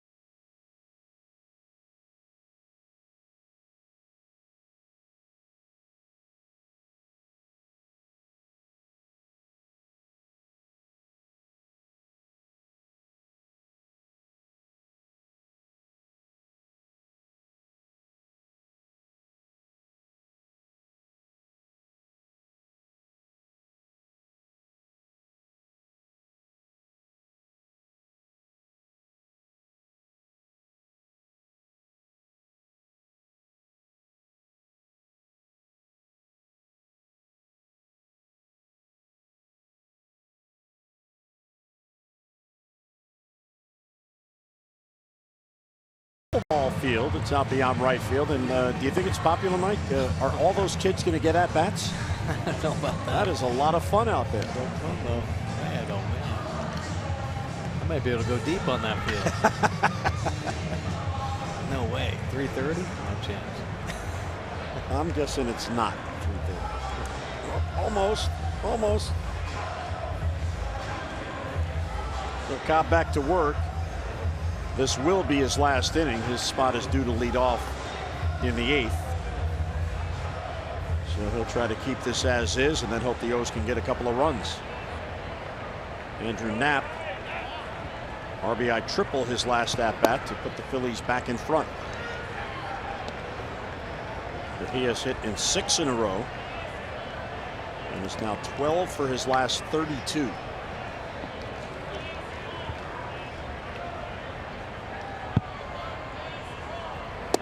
Throws bunt and takes low.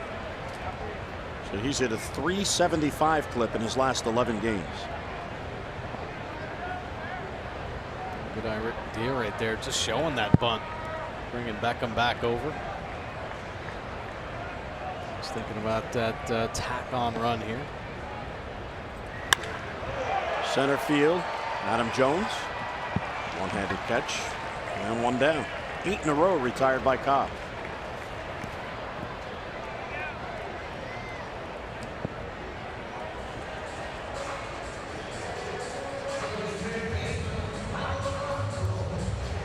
There's Tommy Hunter getting loose, one-time Oriole.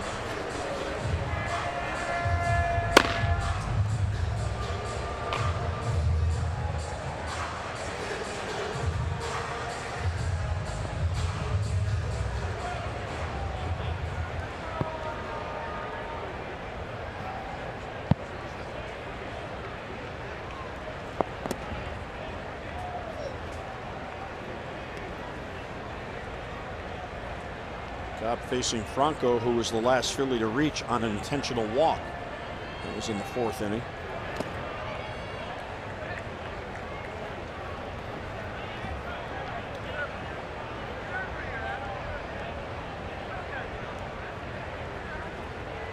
Franco did single and score in the 3rd. That inning turned on one pitch. Looked like he had strike 3 to Hernandez. Instead, it was called ball 3. He walked him on the next pitch, and then Hoskins hit the 2-run double. Frustrating. There were a couple quality pitches in that at bat.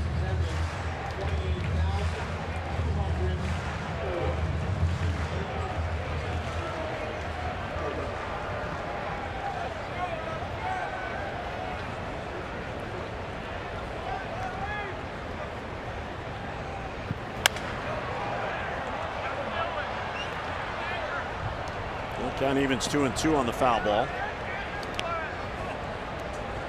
The starters have been flipping in a few pretty good outings here recently. Cashner and Gosman, and now this outing by Cobb.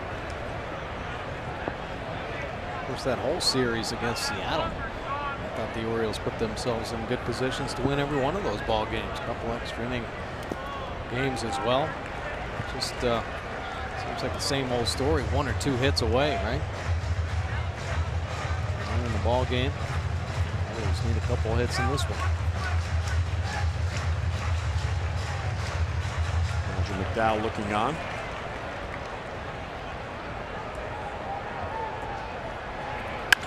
And there's a base hit for Franco. So he is on with a 1-out single.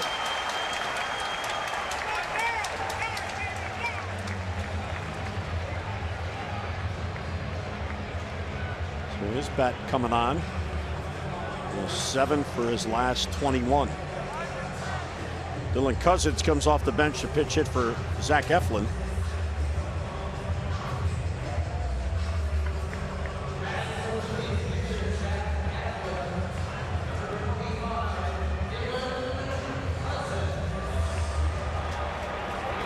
Fry and Meisinger are getting loose now. McDowell out to the mound. Both made their big league debuts in the same game on the homestand.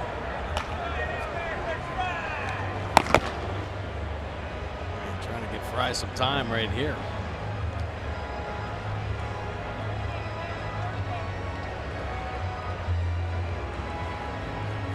Now, if Buck Showalter goes to the pen, he'll probably make a double switch. And Cisco made the last out, so that would get Caleb into the game.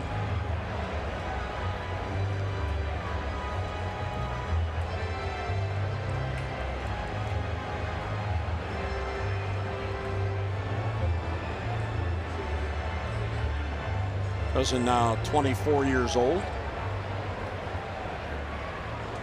He is a rookie.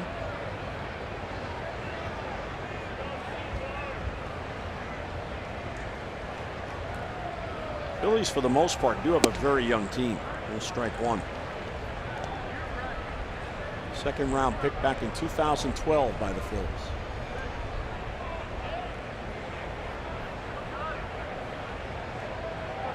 Made his big league debut on June the 1st. A real good splitter. 0-2.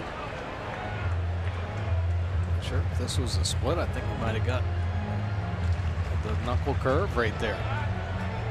A little 12-6er dropping on the plate. Look at the O's shift here. All pull over there, 50% to Machado and Jonathan Scope. Man, he's going to be the pivot man. Bill Beckham sliding over a little bit more up the middle. And he got him. So there's a 3-pitch strikeout. Cousins down and 2 away. A couple good breaking balls in this at bat. This one, though, kind of hanging up there, giving him a pretty good look. Sneaking it by.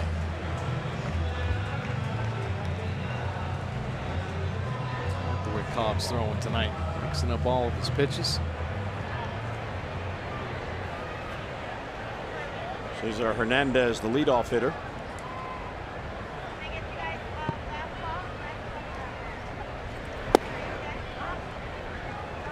Strike at the knees, 0-1.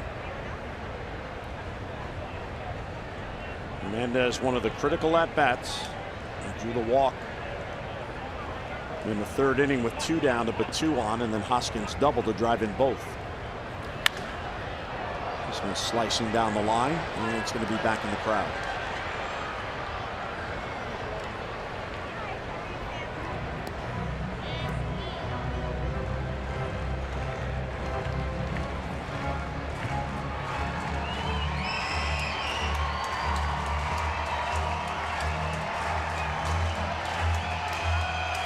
Fans getting into it here. The rain has all but stopped, I think. Might still be a very, very light drizzle. And it hit him. Got him on that elbow pad.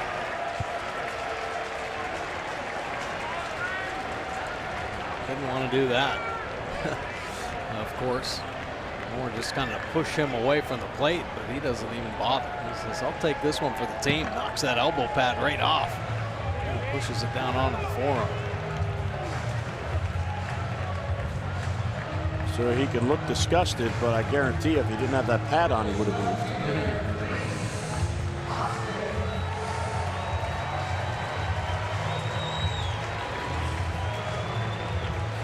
So here is Hoskins, and this is the same situation he came up in the third. And Franco at second and Hernandez at first, and he doubled off the wall to drive in 2.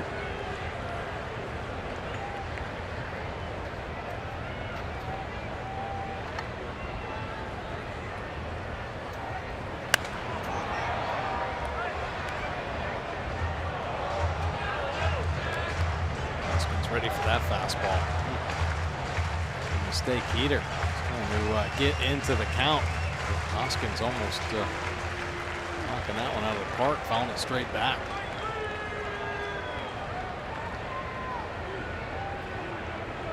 These are 2 big runs out there.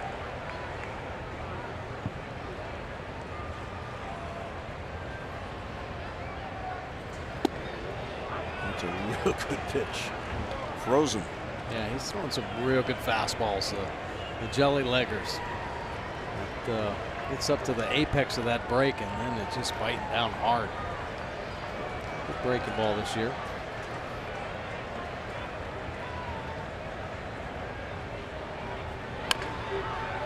That's off another one.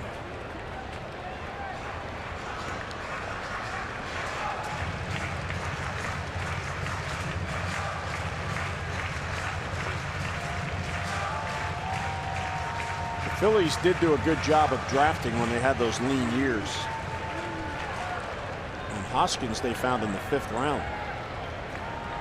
I believe he's a budding superstar.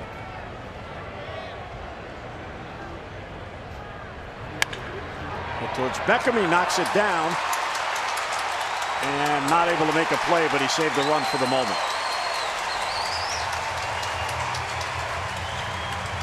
So Hoskins is on and the bases are loaded. Well, nice play by Tim Beckham here. Good piece of hitting as Hoskins goes down and get him some. But Beckham keeping it on the infield dirt. So important with that runner at second base reaching out there. Just preventing that extra tack on run from scoring. Good play by Beckham. But that will chase Cobb, and with the left-handed Herrera coming up, we'll get Paul Fry here in the 7th.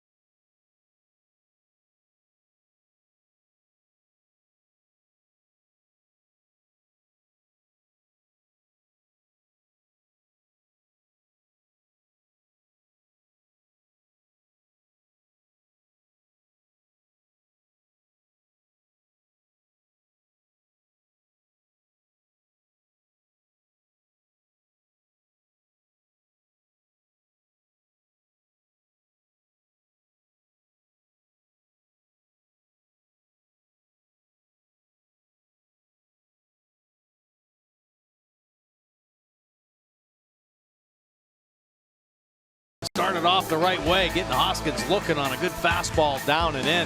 Had his secondary pitches working as well. Nasty breaking ball there. How about the split finger?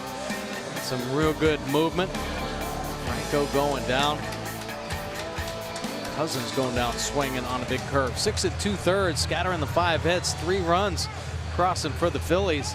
With 5 punch-outs for Cobb, and he definitely kept his team in there. Time for pitching change. Fans, regular oil changes at Jiffy Lube will help your vehicle's engine run cleaner, longer. Jiffy Lube, drive in today. Well, Paul Fry coming out of the O's bullpen.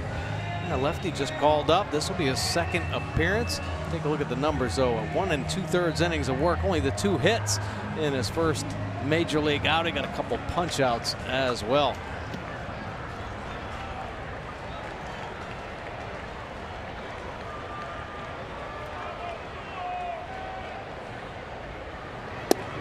He goes right at him for a strike. So Herrera trying to break this game open for the Phils. He is 0 for 3. And now just 2 for his last 32. Probably not the guy you want up here if you're the Orioles. There's a high chopper towards first. Davis is there. And the flip to Fry just in time to get Herrera, and he gets out of it. Nicely done by Paul Fry.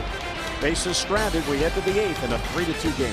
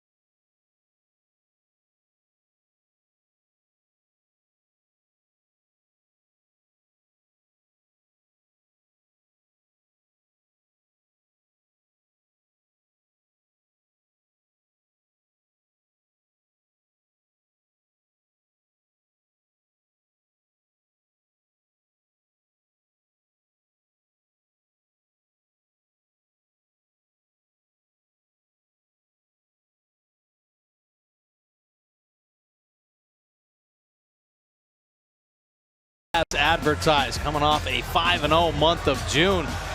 And good fastball to get Manny Machado right there. How about Mancini going down on a high fastball? Power slider, rushing a 2-seamer in on Beckham. He had it all working tonight. The Orioles only able to put 2 on the board against him. 7 strong innings, 5 hits, and the 2 runs. Of course, solo shot by Mark Trumbo. 82 pitches, National League.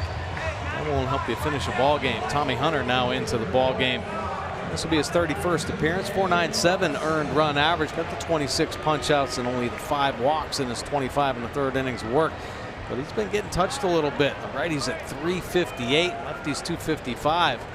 Giving up a couple home runs. Tommy Hunter still the big arm though. Fastball mid to high 90s. He can cut it, and he's got a little curveball as well. Benny Valencia is going to pinch hit for Paul Fry, and he'll take a strike and does not agree with the call. So that was up. Danny's had a tough time as of late with strike calls against him. It's got to be frustrating as a hitter. You think you look over a pitch, you think it's a ball, and all of a sudden you hear strike. Right. Yeah, and then you start wondering about your strike zone. So quickly he's down in the count 0-2. Danny 0 for his last 10 and just 4 for his last 18.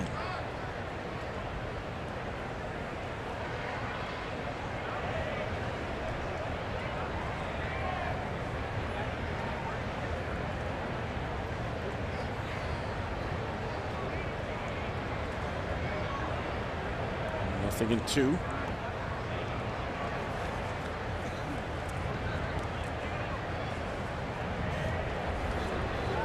And Meisinger is up in the bullpen. Here's Dominguez. He is the closer for the Phillies. Another foul ball. Big fastball, 97 miles an hour. Taking it up to the top of the zone. Valencia has never had a hit against Tommy Hunter. He's 0 for 6 against him.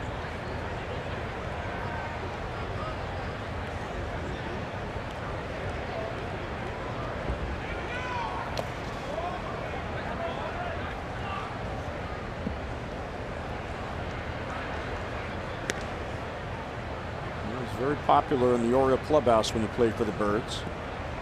And 2 tours with the O's.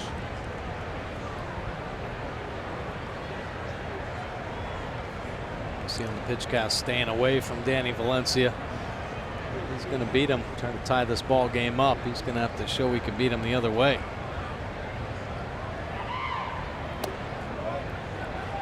It's a pretty gutsy take, especially after the first strike. Good numbers late in games.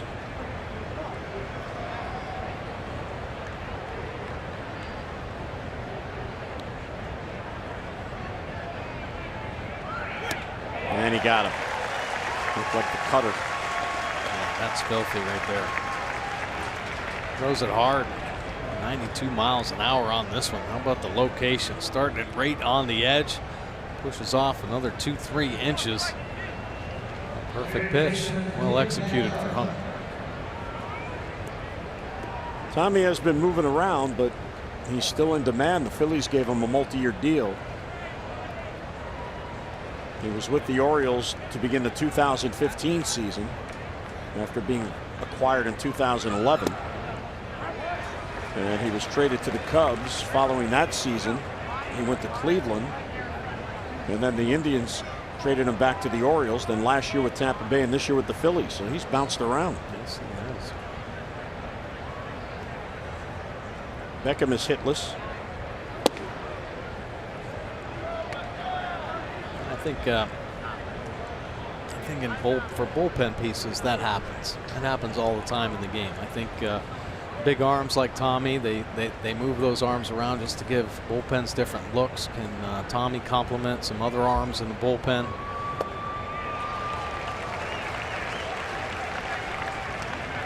Break the ball there. And Tim seems to be having trouble with that as he gets back into game action. Although he does have hits in his last 5 games.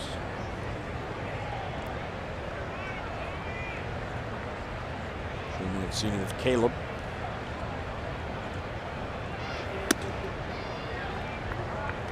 Two and two.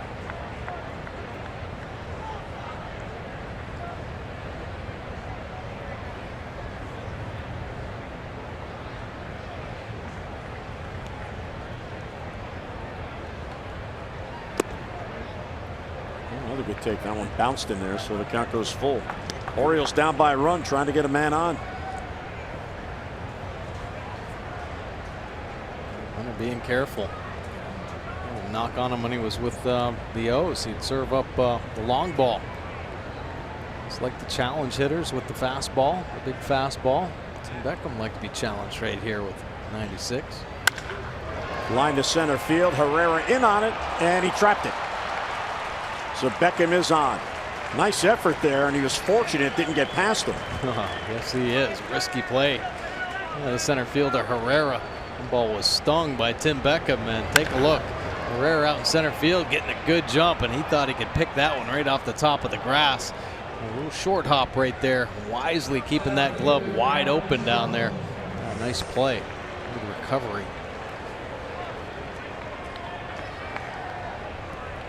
So Beckham is on. So the tying run is on with 1 down. That allows the potential go-ahead run to come to the plate.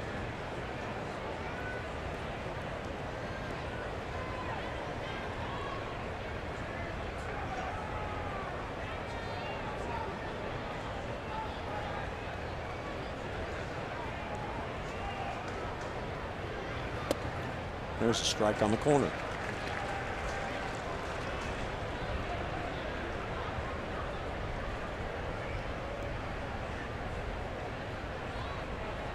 Adam 0 for 3.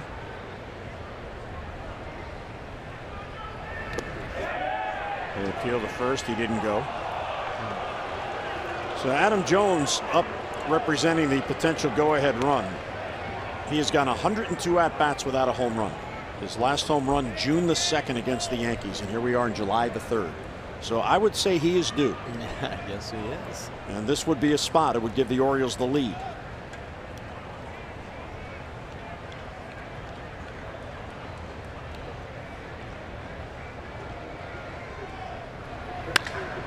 Center field, Herrera back on it, and he's got to play. And Adam hit it well, but right at Odubel Herrera, 2 men down. Yeah, good swing. Missinger and Brad Brock.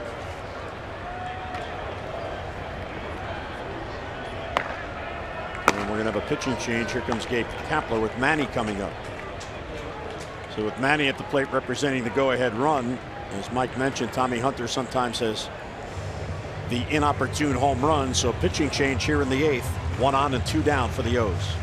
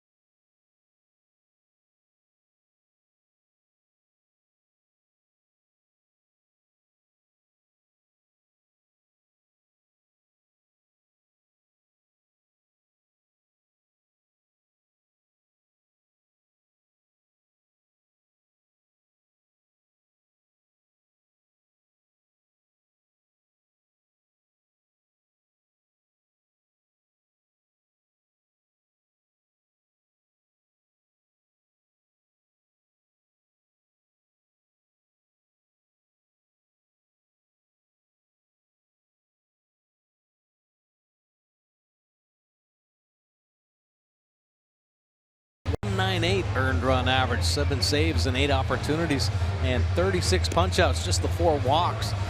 Big time arm Mr. Dominguez has. Opponents hitting just 149. He loves the fastball, and he's got a live one. 96 to 99 with the heater. And here it comes. He is not afraid to challenge. Occasional slider mixed in there, and the lefty, if he gets up there, we might see the changeup. Well, he is a rookie, 23 years old, from the Dominican Republic. And he is asked to come on now for a 4-out save with Machado representing the go-ahead run. Orioles have never seen Dominguez. He didn't pitch in the one game in Baltimore, and the other game rained out, of course. Birds and Phillies will make that up a week from Thursday at Camden Yards. And that gets away, and that's going to allow Beckham to get in the scoring position. So that could be big. Yeah, heck yeah. Bouncing a hard slider right there. Take a look and catch a nap. A hard time corralling it. It's up and away. Nice heads up base running there by Beckham. Now in the scoring position. And a wild pitch charged to Dominguez. That's his 4th wild pitch.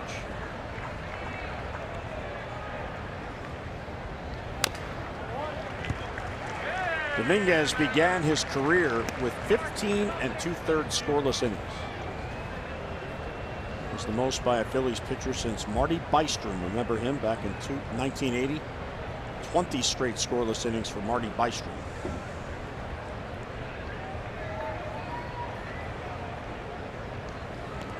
And a chance to get this game even in the 8th.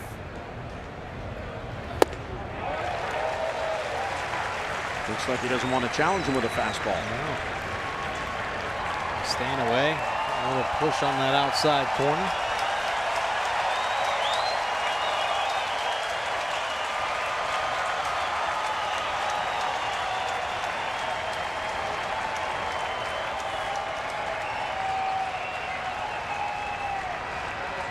Beckham the tying run at second with 2 down. Another slider. Of course, if you go to that too often and you hang it, Right. bye-bye baseball. How about that right?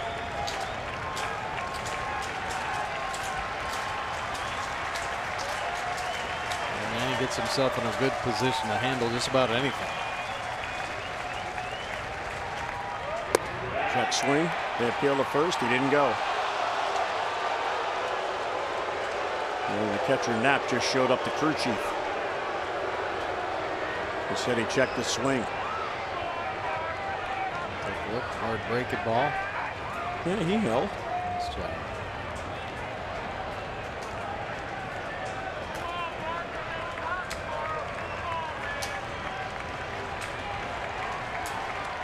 Go from 1-2 to a full count.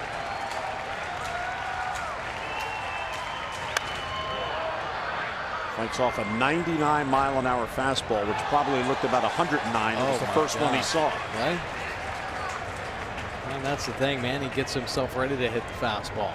He knows what this young arm is all about. Sneak that 99 up the top. And he's just ready for it.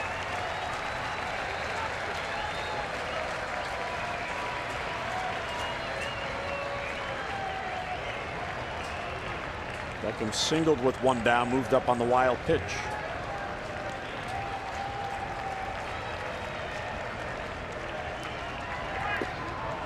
And that gets away. Beckham going to third. No one covers. So Machado draws the walk. Good AB right there by Manny Machado. A real good AB. Take your be patient. Take what is given. It's an expanding, swinging at those type of pitches. And Tim Beckham, nice little secondary lead, seeing the ball down. Advanced a couple times on wild pitches.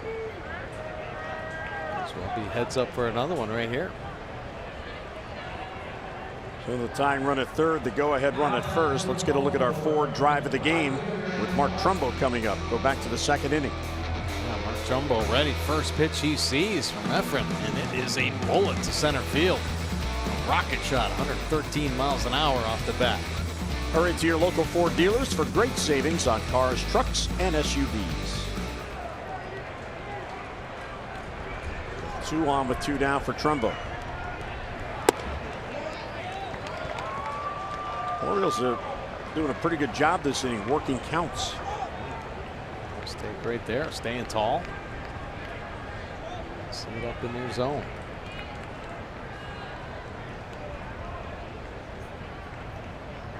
Manny runs, swing and a miss. They're going to let him have the base. So now base hit can give the Orioles the lead. That'll be Manny's 6th stolen base.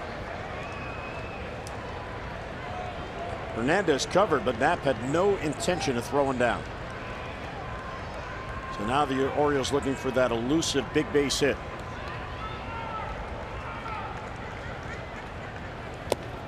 Another good take. It's interesting, Mike, with a guy who throws 99, he seems to be a little bit concerned about the Oriole hitters with fastballs. Sure is. Obviously, with Manny Machado, steady diet of sliders out there. Trumbo as well. So that's the percentages where he hits the ball on the ground.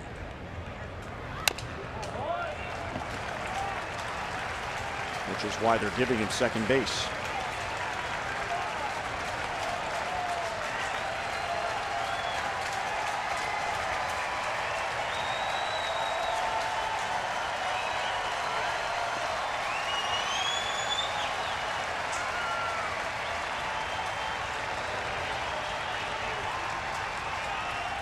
So 2-2 on Trumbo. Second and third. In the dirt, ball 3. Good block there. Seen a couple of these sliders down in the dirt get away. Away from Knapp, and Tim Beckham is ready down there. The runners are not forced, so they'll hold. Beckham at third and Machado at second base. Back-to-back full counts for Sir Anthony. And that's low, ball 4. And the bases are loaded. Good AB. Back-to-back walks. Warriors showing the patience. So Rick Kranitz there, former Orioles pitching coach, now the pitching coach with the Phillies. He's going to come out for a chat. He may be thinking what you were thinking, Mike. What happened to that 99? Right? And you know, Kranitz, that's what he's going to tell him. Let's go. Start going with that fastball. That baby around. Of course, now you got to deal with Chris Davis. Davis slowly but surely starting to make more consistent contact.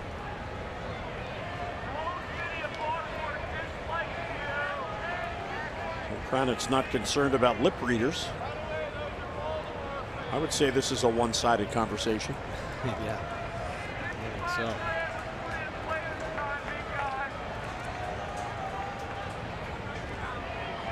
So Sir Anthony Dominguez will go to work on Chris Davis.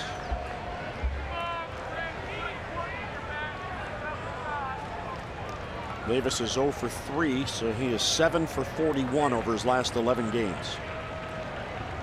And again, the shift on against Chris. Ball 1 outside, so he did go back to the fastball.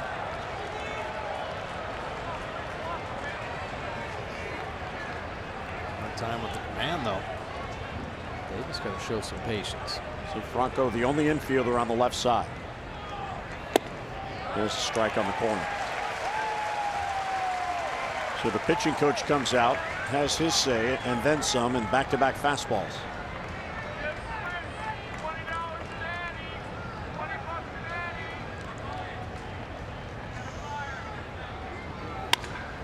Ground ball, diving stop by Franco. The long throw across. He got him. Oh my goodness, what a play. Wayne Kirby felt the foot was off the base. Franco just saved the tying run from coming in. Wow. Good piece of hit by Davis. What a play by the Phillies' third baseman. And how about the stretch by Santana on the end? Wayne Kirby thought that foot came off. Looked like the heel may have come up. Look at his heel. Just kind of dragged across. And it looked like he maintained. And I think the Orioles are going to challenge him. Why not? Oh, his foot did come off. But did he get it back on? That's the question. Wow. So Buck is going to challenge him. Why not? Absolutely. Now Manny came all the way around the score. Beckham was the tying run.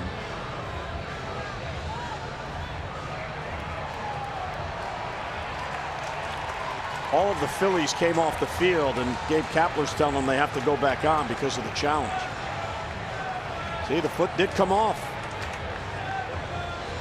It's so hard to tell. They just showed the angle. This is a quick decision here. And he's out. So there wasn't enough to overturn it. The call was out.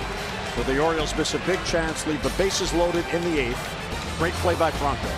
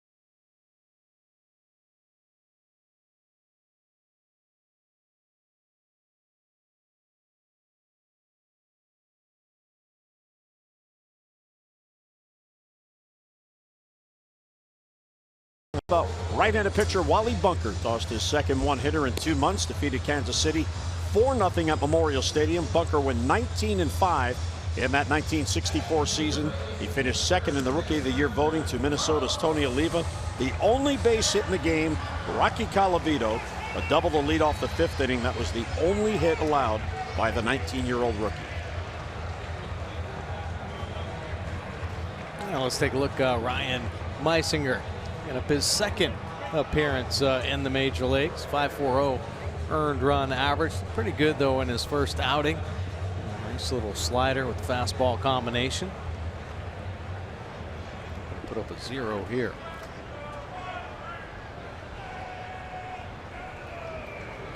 So here's Santana, who was involved in that play, and he somehow kept the foot on the base in the opinion of the umpires.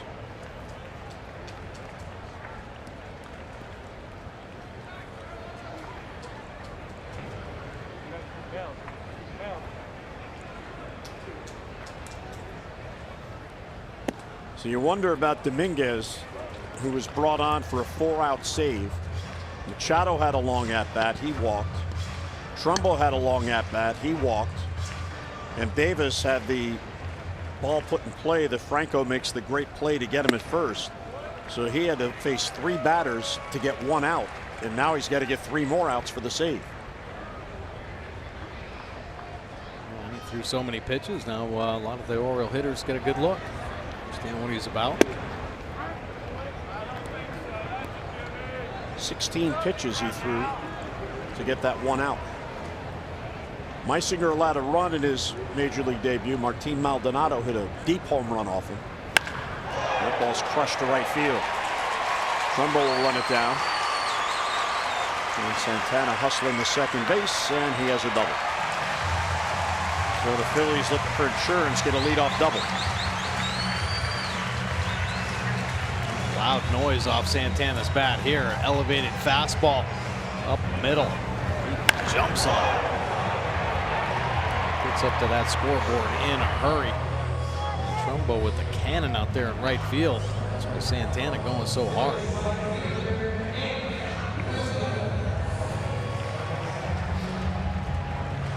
Santana and Carlos Santana talking it over with Manny. Beckham is in tight just in case Williams might bunt.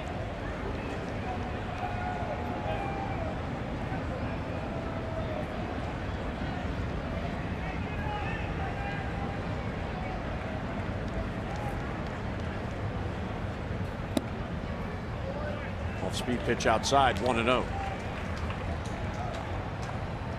Williams walked and scored in the 4th. He's 0 for 2 officially.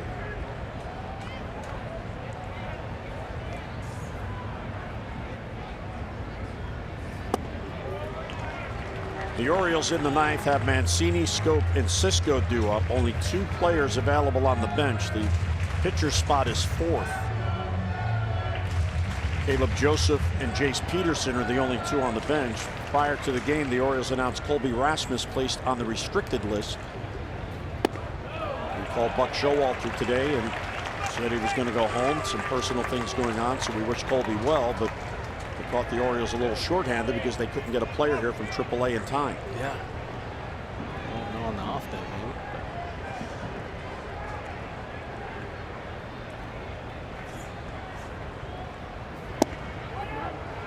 Borderline strike, 3-1.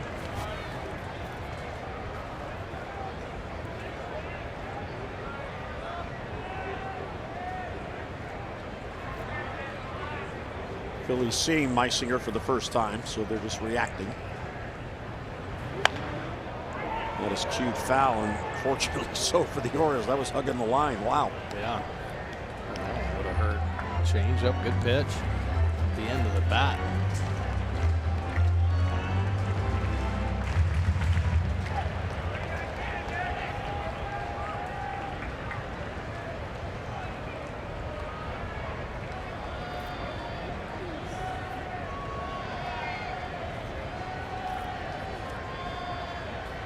And the 3-2 badly misses, so 2 on with nobody out.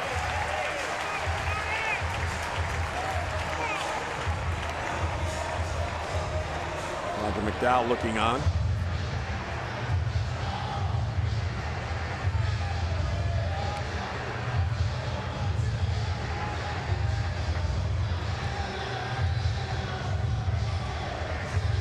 Looks like Manny's doing all the talking here. You like to see that leadership. Right.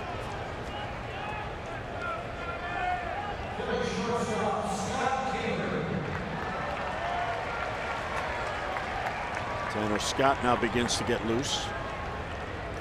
The game can speed up in a hurry. Some younger arms that are getting these opportunities. So nice job by Manny. Just calm him down a little bit. Get him in the strike zone.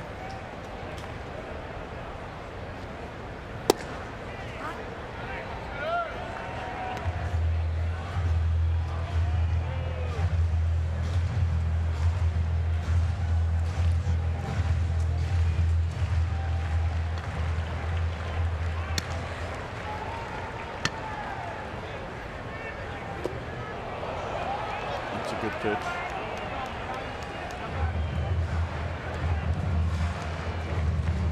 Definitely the key. Strike one. Go to work with the breaking ball. Kirby directing some traffic.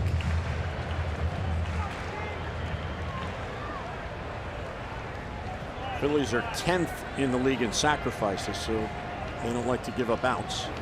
And he got him. So there's a big out for Meisinger, one away. Real good breaking ball. A couple quality pitches there. Back to back. Put the location on the pitch cast. That's where you want to stick them. That nice finish as well. Hanging up there, giving him a good look. And biting hard down to the bottom of the strike zone.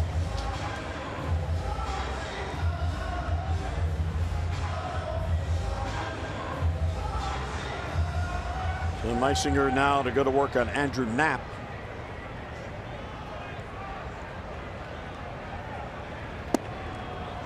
Another good pitch.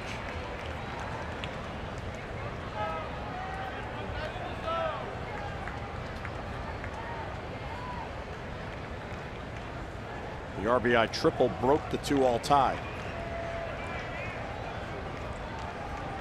Santana and Williams second and first with one down.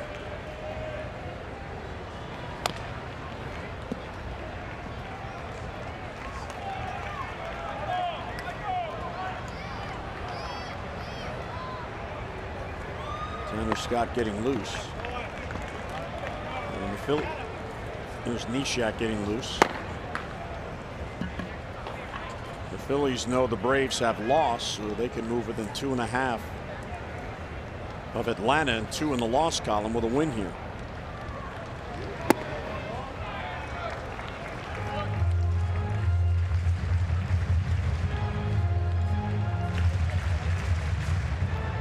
Here's the updated standings at the moment. And the Phillies can gain another half game with a win.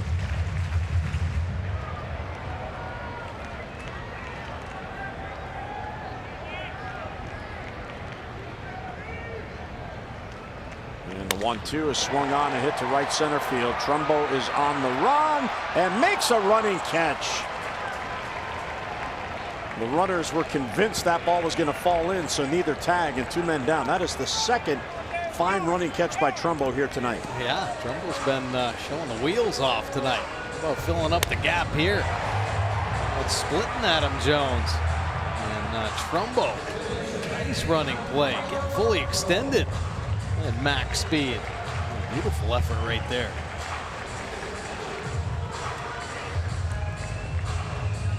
So Knapp denied by Trumbo, 2 down. And Michael Franco will come up. He has had a perfect night at the plate, and he saved the day with his glove in the top half of this inning. Yeah, we were caught up on Santana's play at first base, but Franco, boy, that was a gem down there. Offside, Davis not really expecting the backhand side. He came up with a beauty and then made the throw from his knees.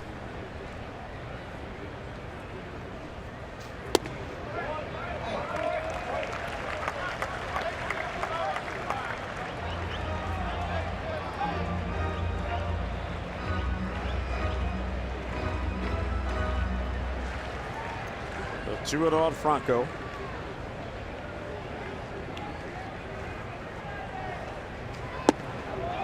3.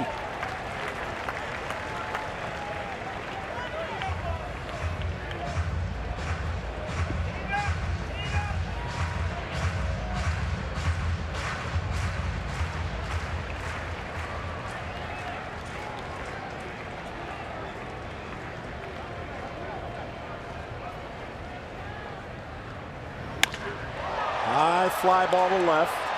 Mancini is back. And he's got it. So he got the green light on 3-0, and he just missed. So a good defensive inning for the Orioles. Trumbo runs it down. That saved the run. We head to the ninth with the O's down by a run.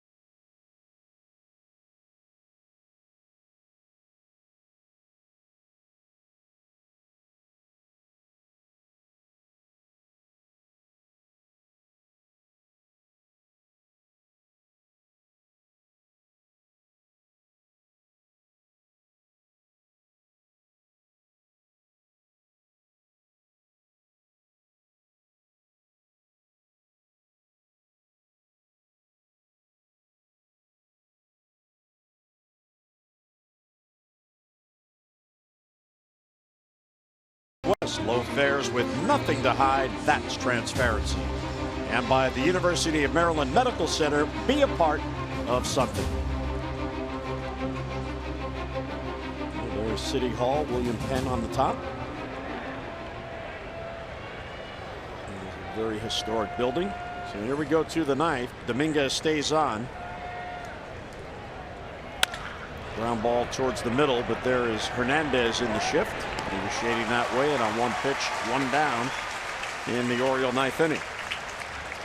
Well, we invite you to join us tomorrow for the finale of this 2-game series. Jeffrey Ramirez back from the minor leagues. He'll take the mound against Aaron Nola. Our coverage on MASN 2 begins at 3:30 with O's Extra presented by Ford, and then game coverage at 4 o'clock. We've got all the access you need right here on MASN.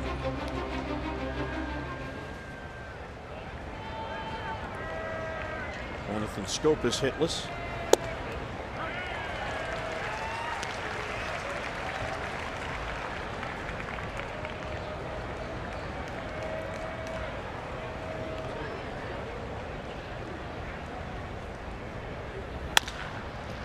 Off the glove. Hernandez throws it beyond Santana. And the ball went out of play, so Scope will be awarded second base. There you go. Was catching a little break right there. Ground ball off the glove of the pitcher. Second baseman tries to make the nice play, but works in a way. Jonathan Scope out at second base. He'll be credited with a base hit off the glove of the pitcher, and the E4 allows him to get in the scoring position. So once again, the Orioles have the tying run out there.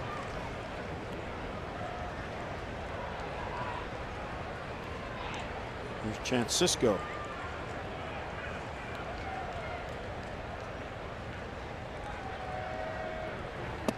Ball 1 outside.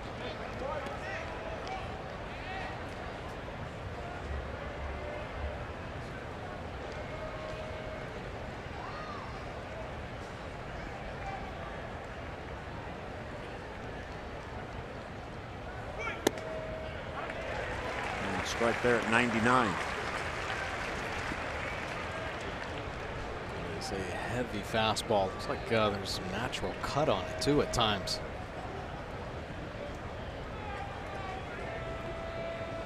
Got Brock and Zach Britton. Check swinging, it's a strike anyway. So if the Orioles could tie, you get Brock. If the Orioles get the lead, you get Britton. There's the tying run. One down, 1-2 the count now at Cisco.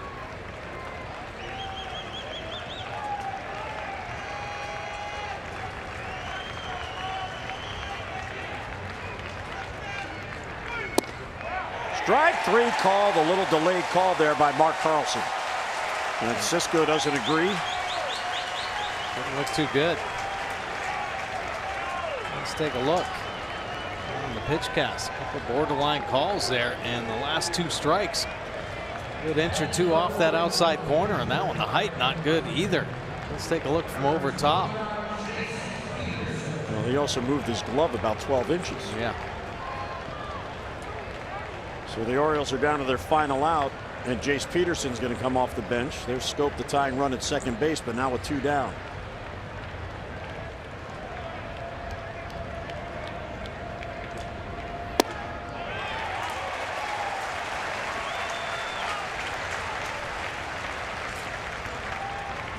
Peterson 0 for 8 in the last 4 games. He's only had 2 starts in the Orioles' last 11 games.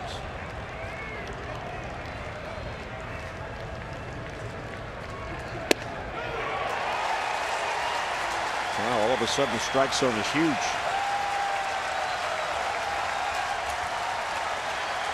And just like that, Peterson down in the count 0-2.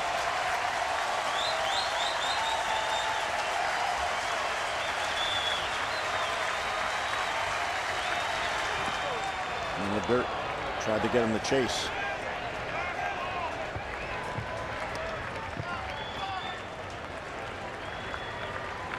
The Orioles have out-hit the Phillies 7-5, but again, those 2 walks that came around the score, the difference in the game.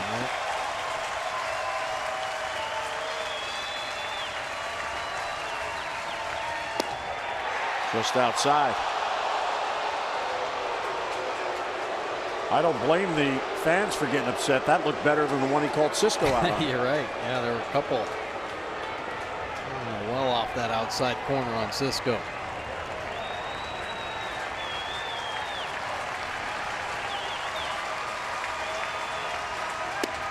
Strike 3 called on a high pitch. Peterson rung up on a high pitch in the zone. So back-to-back Ks after the Orioles get the tying run to second base.